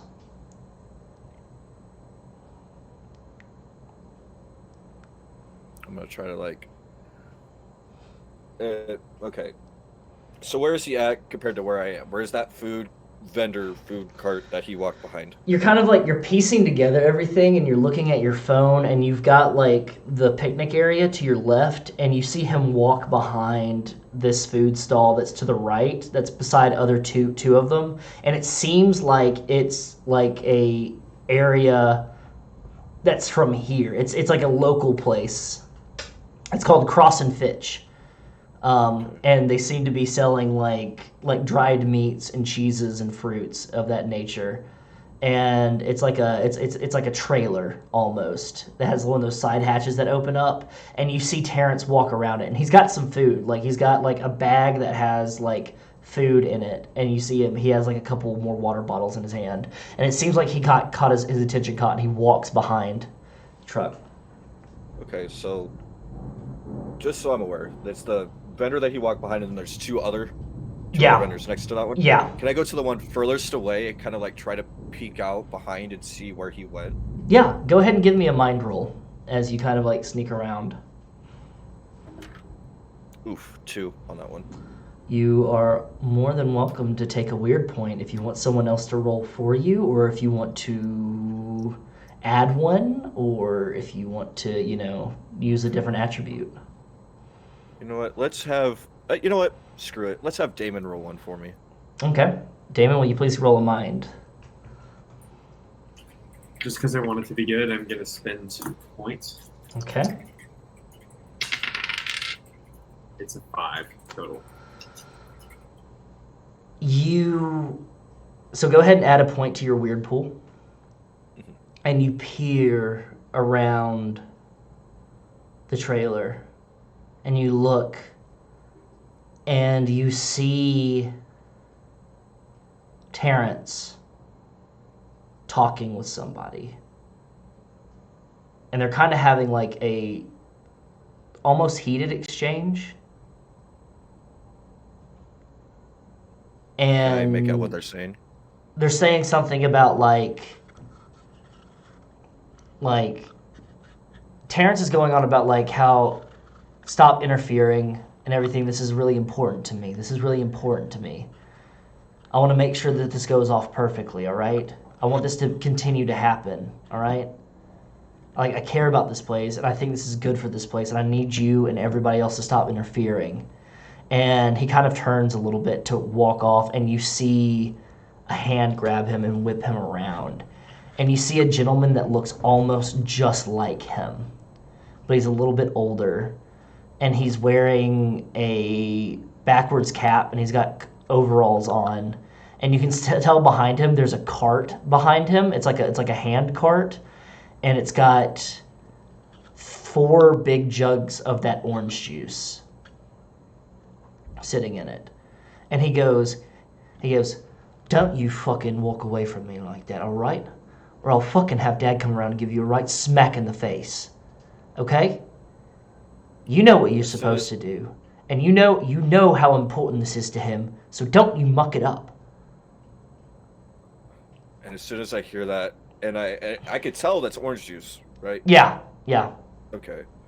I'm gonna turn and go back to where they are. Okay. Where Evie and Damon are. Perfect. You walk back over. Evie, Damon. We're gonna say wibbly wobbly timey wimey. Just a little bit. Y'all just kind of finished up a conversation. When I get back, I'm gonna be like, "Hey, Eve, I'm sorry that I walked off. I clearly I sent that voicemail, and I'm sorry for letting my frustration in the matter get the best of me. It's memory's not too good right now. But you said there was something wrong with the orange juice earlier. Both of you did, right? Yeah, it tasted like chalk. It was just something off, yeah. I'm not gonna blame Terrance for this, but I think. Did we know that Terrance? Either of you know Terrance had a brother? I don't remember him ever really talking about it. He talked about his family a lot. He knew he had siblings. Wait, hang on. I've known Terrance for years. Like, forever. Mm-hmm. And he's told me about this place before, but he's never mentioned his brother. He's never really mentioned his family much at all. If he does talk about them, it's like sporadic and brief, and I guess I've never thought about that. Maybe there's something going on there. Stories of his family always seemed kind of fucked up. Yeah, about that. I think his brother might have done something or provided orange juice that made things a little bit worse for us. I'm only assuming. I don't want to put assumptions out there that are baseless, but from what it sounded like, Terrance is very upset that his brother keeps trying to mess things up. And I'm only putting 2 and 2 together here, but I mean, Derrick, I think it could just be that the oranges that were grown in some old lady's basement made us sick. Yeah.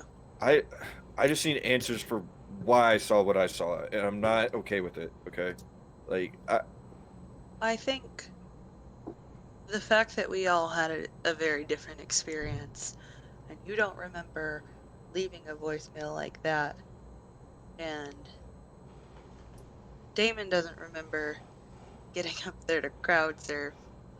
Yeah, maybe it's just, as much as I hate to enjoy a festival without some good drugs, maybe it's better to just keep our wits about us if something might be going wrong. yeah, and watch out for the orange juice just for my sake, because I'm not doing that again. I've done a lot of drugs, and that was the worst experience of my life. Damon's gonna get up and hug Derrick. And I'm gonna hug him back. I'm glad And I you're feel here. left out, so I'm gonna get up and hug them both. Perfect.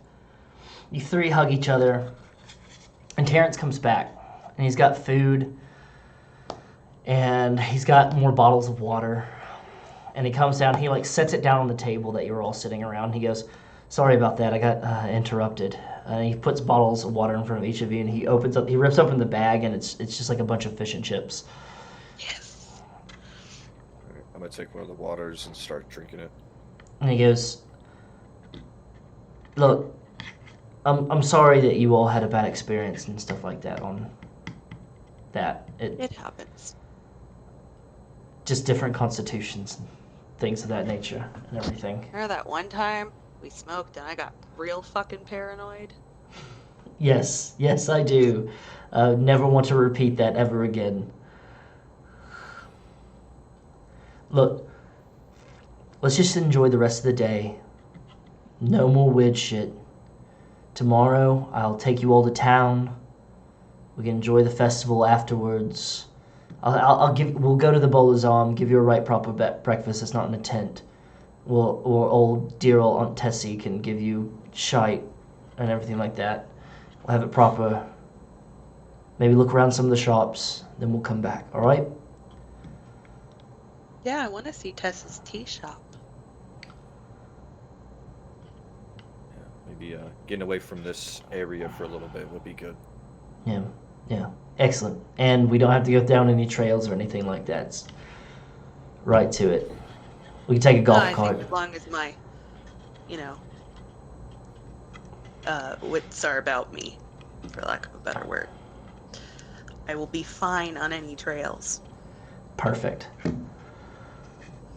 You all enjoy the rest of your day. It's a great fucking day. You have a better time. It kind of feels like the old times.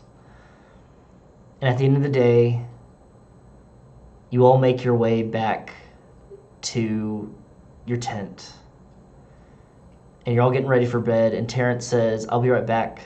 I've got to go pick up the van so we can have it tomorrow. But I'll be right back. No worries." You sure you don't need help? And he goes, "If you want to, but like I just have to go across the pitch. I'm going over by the stages." Alright, man, that's on you. I think you You got it. Go for it. Yeah, it's just grabbing a lorry. He turns and he heads out. You all get ready for bed. Is there anything you're doing before you all go to bed? I'm gonna grab more of those makeup wipes, You can grab more of those makeup wipes, yeah? and I'm gonna start like cleaning my face off. I'm gonna go sit on the other end of Derrick's cot and help him wipe his face off. You go Thank ahead. you, I And appreciate it. In it's, my PJs. Does it's anybody care if I get in the shower? No, Help yourself, you're bro. good. you And while you go and I'm- you're wiping his face, and it's been smeared and like sweat has poured down it from the day, but you're wiping it off. It seems to be working. I know you said you didn't say those things. But when you're under the influence, sometimes you say things that are true. And I'm just, is there something I need to know? Or are we cool? Was that just like a thing?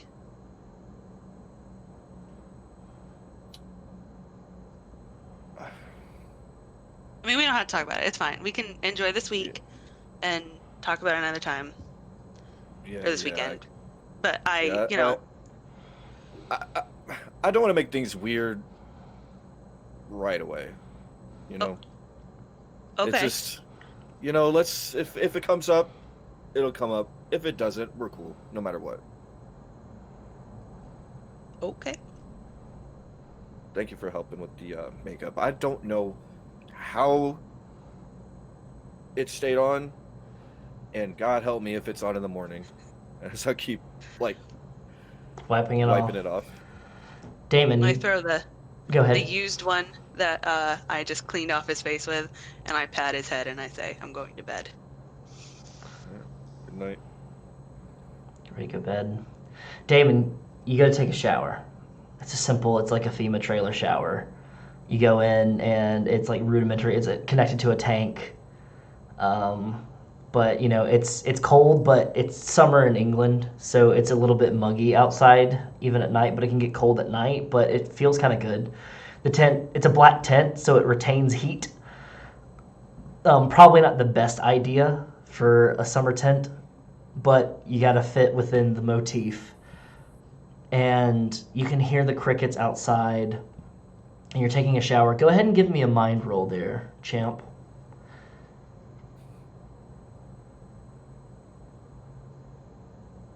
It's a 1. It's a 1. 1.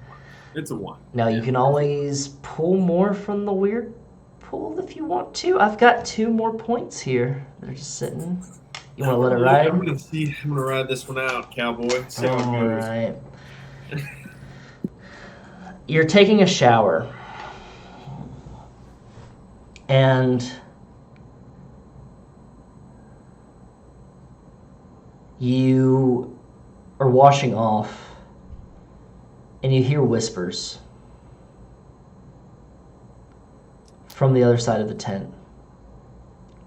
Like somebody's whispering right outside the tent. But you can't hear over the water. And also next door somebody's playing some, it's like fucking, it's squealy fucking metal. It's like some fucking guttural pig squeals. There's like a rah, rah, rah. Yeah. Grind. Yeah. That's what we call that. Grindcore. Yeah. So it's hard to make out what they're saying, but somebody's whispering right outside your shower. And you hear a few words. Crickets is one. And then need more after that. Mm-hmm. So you crickets, and it's kind of muffled. Need more. It was specifically in that order, though. I didn't hear need more crickets. I heard crickets. Crickets. Need crickets, more. Inaudible. Mm-hmm. Need more. Need more. Okay. Want to make sure. Mm-hmm. Got it. Not need more crickets. Gotta have more crickets. All right. So Shrimp heaven now.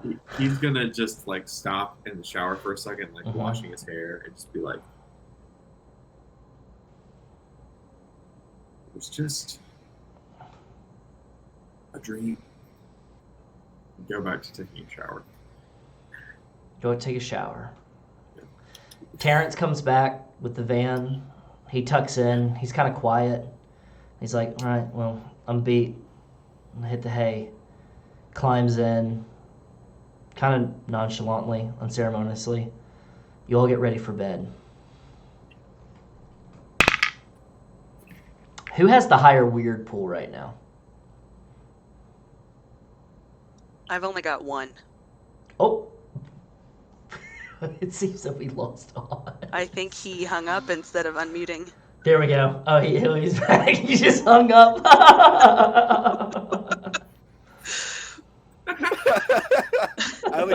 I got 1. You've got 1? I have 2. 2? Yeah. Sorry. All right. The night goes on. Evie, you wake up. I'm up. You look around. Throat's dry.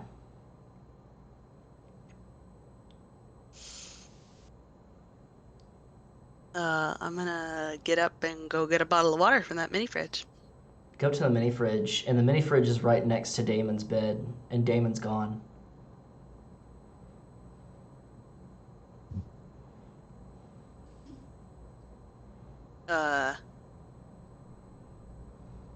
I'm gonna go kind of poke at the bed and make sure he's not like underneath it or. You kind of poke it, and you hear a crunching sound.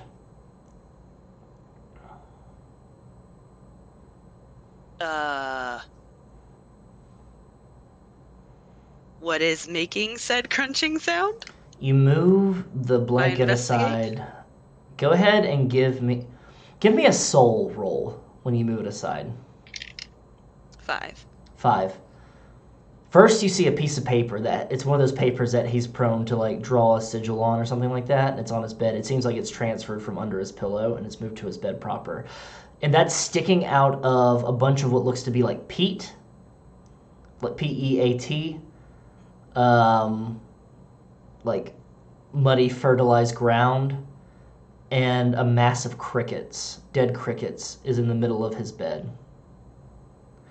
And you see that little figurine that I described to him, but it's just a little figurine of a wicker person in a kneeling prayer position with a spiral behind its head.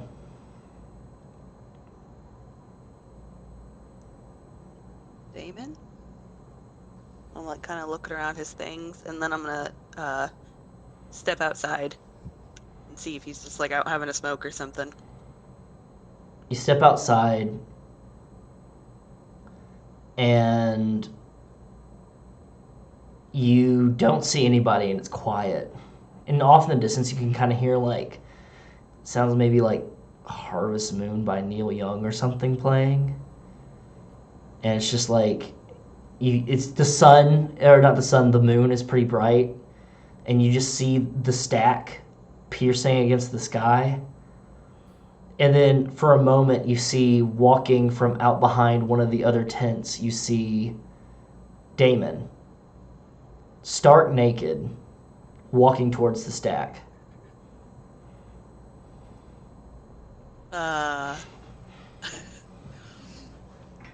That's not anything I ever expected to Why see. am I naked?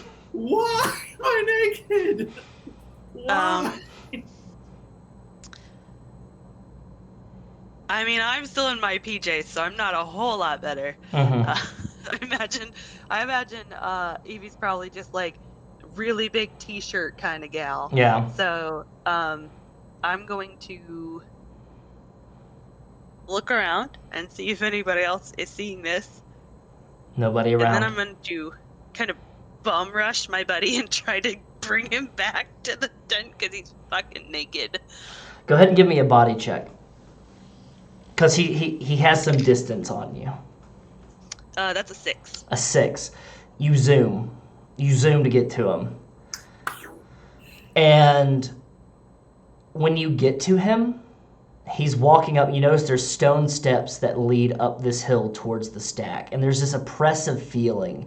And you can kind of like, almost like this whooshing sound coming from like the stack, almost like winds coming out of it, but you kind of hear this low noise coming from it. And you grab Damon and you kind of jostle him. Damon, you wake up. And you're out in the middle of the field at the foot of these steps towards the stack, and you're naked. Evie? What the God, fuck I'm so are cold. you doing, dude? Oh, I'm so cold. And You he sleepwalk? and he turns No. towards you, and on the front of him are a bunch of markings of like little spirals that are in that same spiral that you saw behind that wicker person's hair, and it looks like it's been drawn on by something.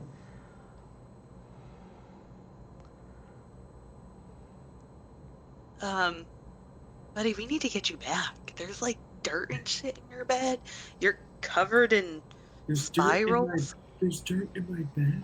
Yeah, like dirt and crickets. I You're like just you're living cleaned like it the off. fucking Lindau man in there. I don't want that. I just give me. Where's the tent? I'm just gonna start like trudging through the mud, like Trudge through Like mud. Chaucer. paddling. Yeah, it's like Chaucer, naked, trudging through the mud. You make your way back to the tent, and you open up the tent, and yeah, Damon, your bed is filled with peat and fucking dead crickets, and there's that little figurine that you grabbed that's sitting right on top of all of it. What the fuck? What is that? Don't touch it. We're like whispering. I picked it up when we were first coming in. I saw it on a picnic table, and it looked like it belonged to somebody, and there was nobody around, so I thought I'd give it to Lost and Found. You know, like you do when you find things. Meanwhile, I'm grabbing a blanket and covering him up. Yeah. I'm just like naked, giving my manifesto. So he's like, so I thought I'd bring it back to Lost and Found, and I put it in my pocket. And then that guy, Lord, what was his name? Lowen. Yeah. Lord Lowen. Lord Lowen came and he told us not to pick anything up if we saw it. It probably belongs there. And I'm like, does that include sunglasses and random shit people leave on picnic tables? Because if it does, I'm fucked. I'm fucked. Eve. I mean, Derrick, you wake up because you hear them talking. we'll just go put it back on the table. Do I need to where slap we found it. Damon again? What's happening right now? Can I sleep on the floor in one of your rooms? You can sleep on my floor. Derrick, do you walk out? Yeah, I'm gonna walk out. You both turn and see Derrick, and he's got face paint on his face again. What the fuck are you guys doing up? It's so late out. Why are you being so damn loud? Did you put your fucking makeup back on? What the fuck are you talking about? No, I didn't put... I've been asleep. Touch your face, babe. You touch your face, and you pull back, and you see grease paint, and it's tacky, like it's sat just for a little bit. Apparently, God's not here to help me.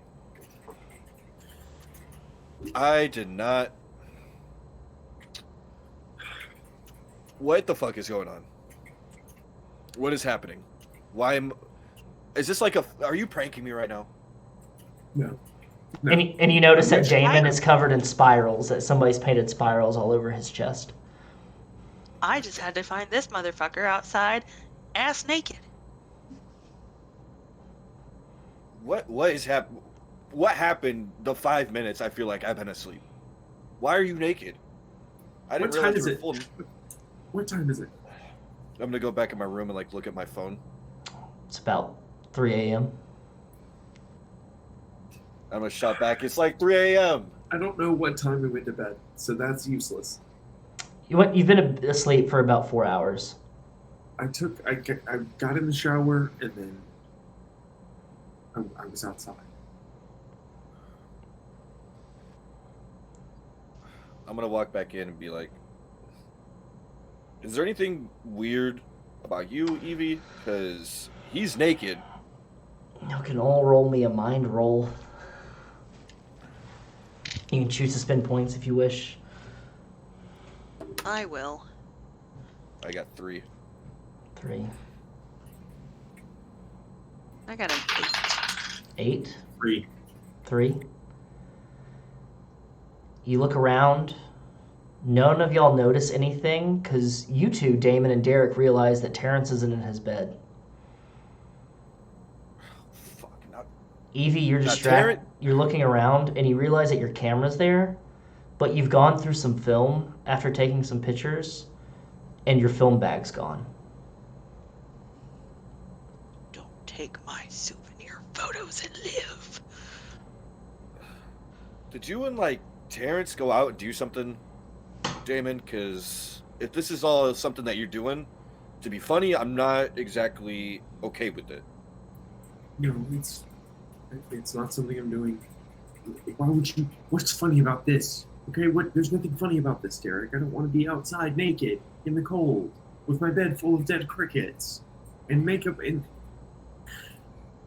I'm gonna be tearing apart my room looking for my film bag. You're moving stuff aside. And you got an 8, and you're not finding it anywhere.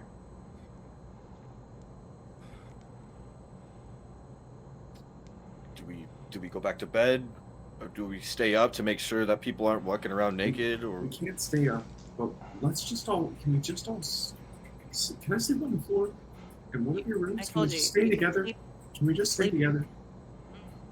Okay, We I'll can just go push get our my beds blanket. together. have I'll one just go room. get my blanket and Yeah, go get my we could do pillow. that. I just want to make sure that we're safe. Okay, I just Yeah, want to make sure if I get up again, like tie some string in front of the door with some cans or whatever the fuck you got to do. I don't want to end up naked outside again. I don't want to be outside again. Okay, I want to leave as soon as I can.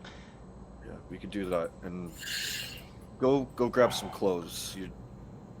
I need both, actually all of you, to take a weird point because you've all experienced something weird. There's face paint back on my man's face, and then also my man sleepwalked with some spirals on his chest.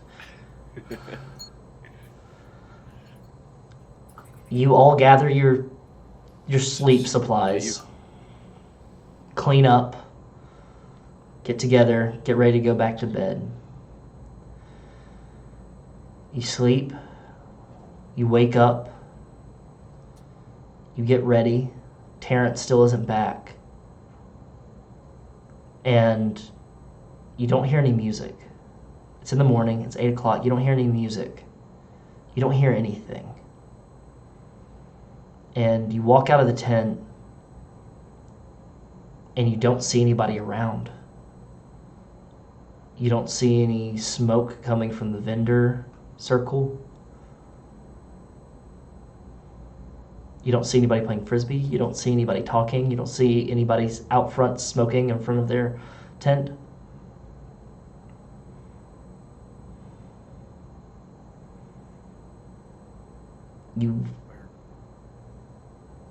Where is everybody?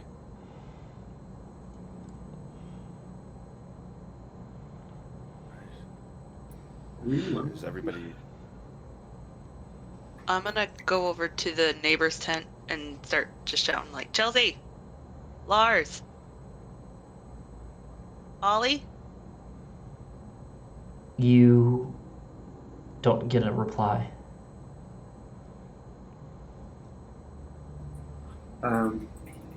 Damon's gonna go back inside and start rapidly packing his things. I'm gonna go to the neighbors where that dude with the joggers was. Mm-hmm. And did they have like a zip tent too? Yeah, zip tent. I'm gonna go ahead and just fuck it and unzip it. You walk in, there's Look nobody there. And you see that there's just one cot, and it's kind of like a master bed, like a queen size cot kind of deal for them, because there's just a couple. And there's 2 piles of peat with dead crickets all in it, and 2 little figurines on top. I'm gonna like scoop up the peat and the crickets like in my hand. What the fuck is going on? And like with it in my hand, I'm gonna walk out. Mm-hmm. Be like, we got more shit in these beds. What is happening? Where's everybody going? Evie, do you go inside their tent? After I see Derrick go into the other neighbors, yeah, I'll unzip and go in. You walk in, and you see there's 2 queen-size beds. There's 2 cordoned off areas. Their tent's a little bit bigger because they didn't have to split up 4 people in 4 different areas. And you look in their little closed-off rooms, and you see 2 lumps of peat with dead crickets and 2 figurines on either bed.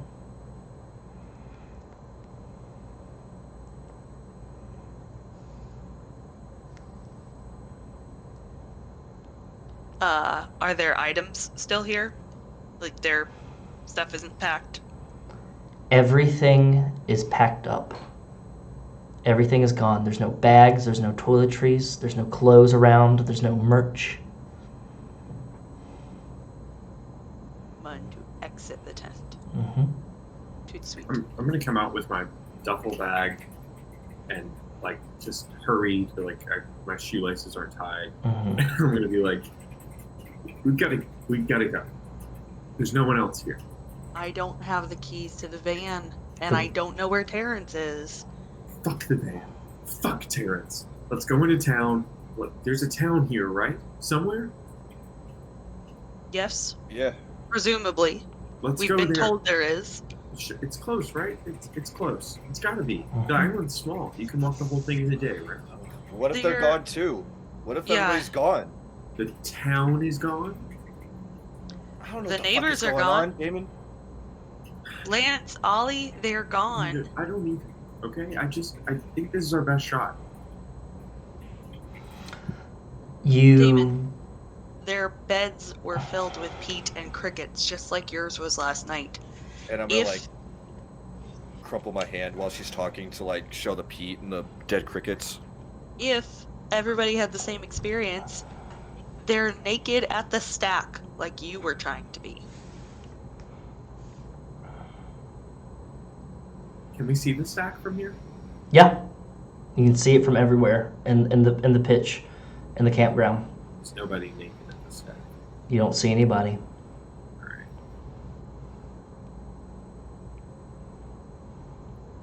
I don't know what to do.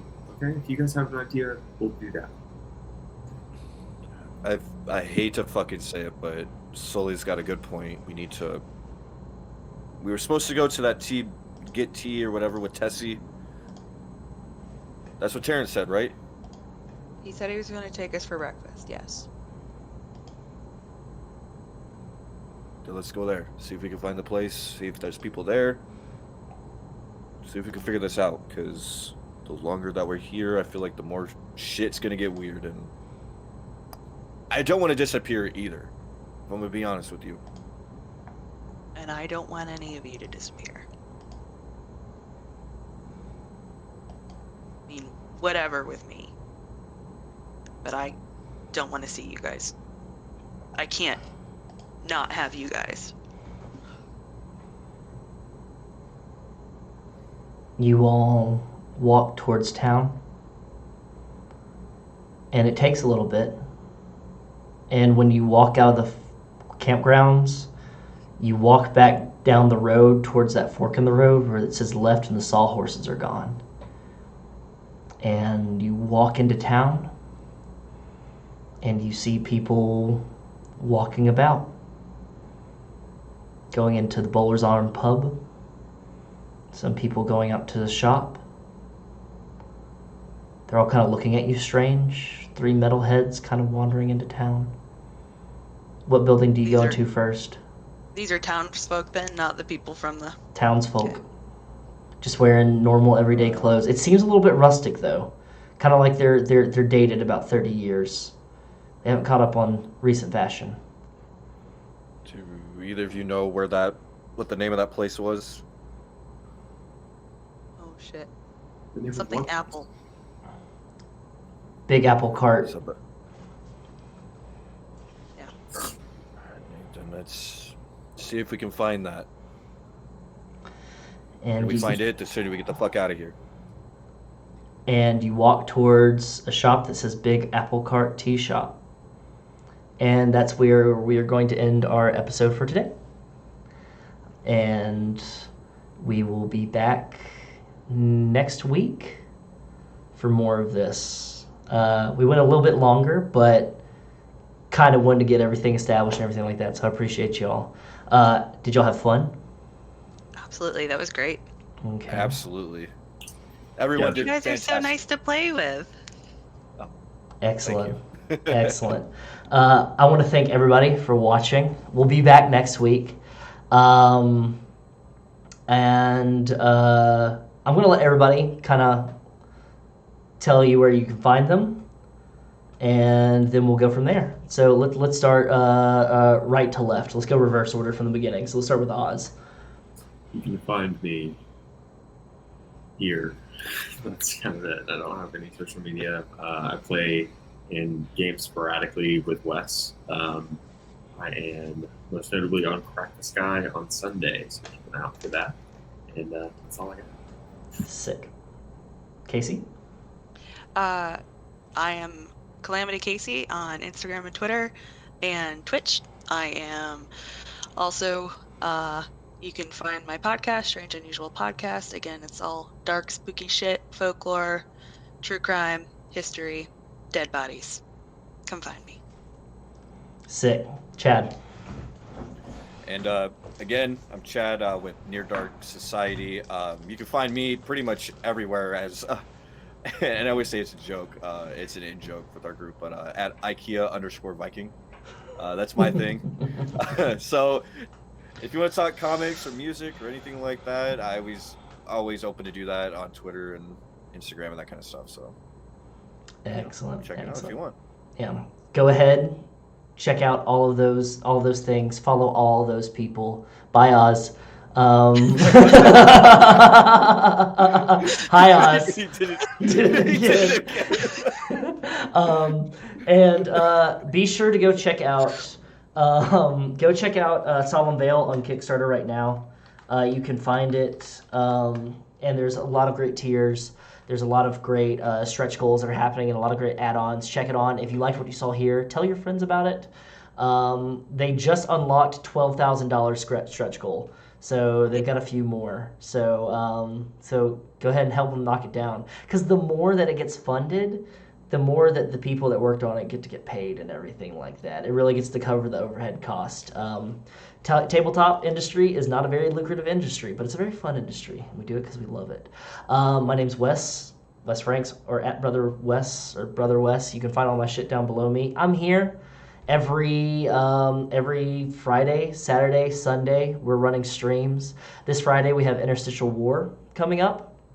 So some more of that. So if you like Kingdom Hearts and the Interstitial, our Hearts Intertwined system, then go ahead and check that out. Saturday, we have part 2 of Operation Brass Wineglass, which is our Delta Green 2-part series that's being run by Big Dad, Ben Walker. And then Sunday is the next episode of Crack the Sky. So we're getting into that. You can find merch at thirsttrapmothman.threadless.com. That's where we have merch from the streams. We've also got other kind of designs and stuff like that there. There's some more metal designs. There's a bunch of stuff like that where you can find, it's very gnarly stuff. I have some stuff coming in the mail from it that I just ordered. Yeah, I wear my own shit. We have a Patreon. You can check that out. If you wanted to directly support the stream here, if you like what you see, all the money that gets made from the Patreon goes directly back into the stream. We have different goals that we're trying to hit. So if we hit our next goal, I believe that's going to allow me to be able to start paying mods. And then after that, the next goal is we get to start paying the cast members of the streams, giving them something, for using their time and coming on here, because streaming takes a lot. And then, more so, I think on down the line, I put as a joke goal, if we get like $50,000 or whatever, then I'll buy some property in Montana and start a commune, something like Excellent. that. But yeah, so it goes back to making sure that we can do more stuff like this, so I can pay to have guests on, so we can put a little bit more focus on this. Kind of like this is fun. And if you want to hang out and talk around and just talk shit, we play Valheim all the time on our Discord server. We talk shit. We have daily questions. We hang out in the voice chat all the time. You can check out our Discord. There's the link right there. That's all I'm going to talk about, the stuff that I have to ad hoc. Go check out Solemn Vale, and then go check out the bands whose music you heard today. Go check out Dune. Go check out Oculus. Go check out Beaten to Death. Go check out Druids, and go check out Gimli, Son of Gloin. I dropped a link to the playlist that I have in the Discord. So if you want to listen to the playlist, go ahead and check that out. It's great stuff. I would like to thank all the players tonight. I'd like to thank you all for watching. This has been a fun evening, and I can't wait for next week. We'll be right back. Don't forget, comfort comes soon. Goodbye.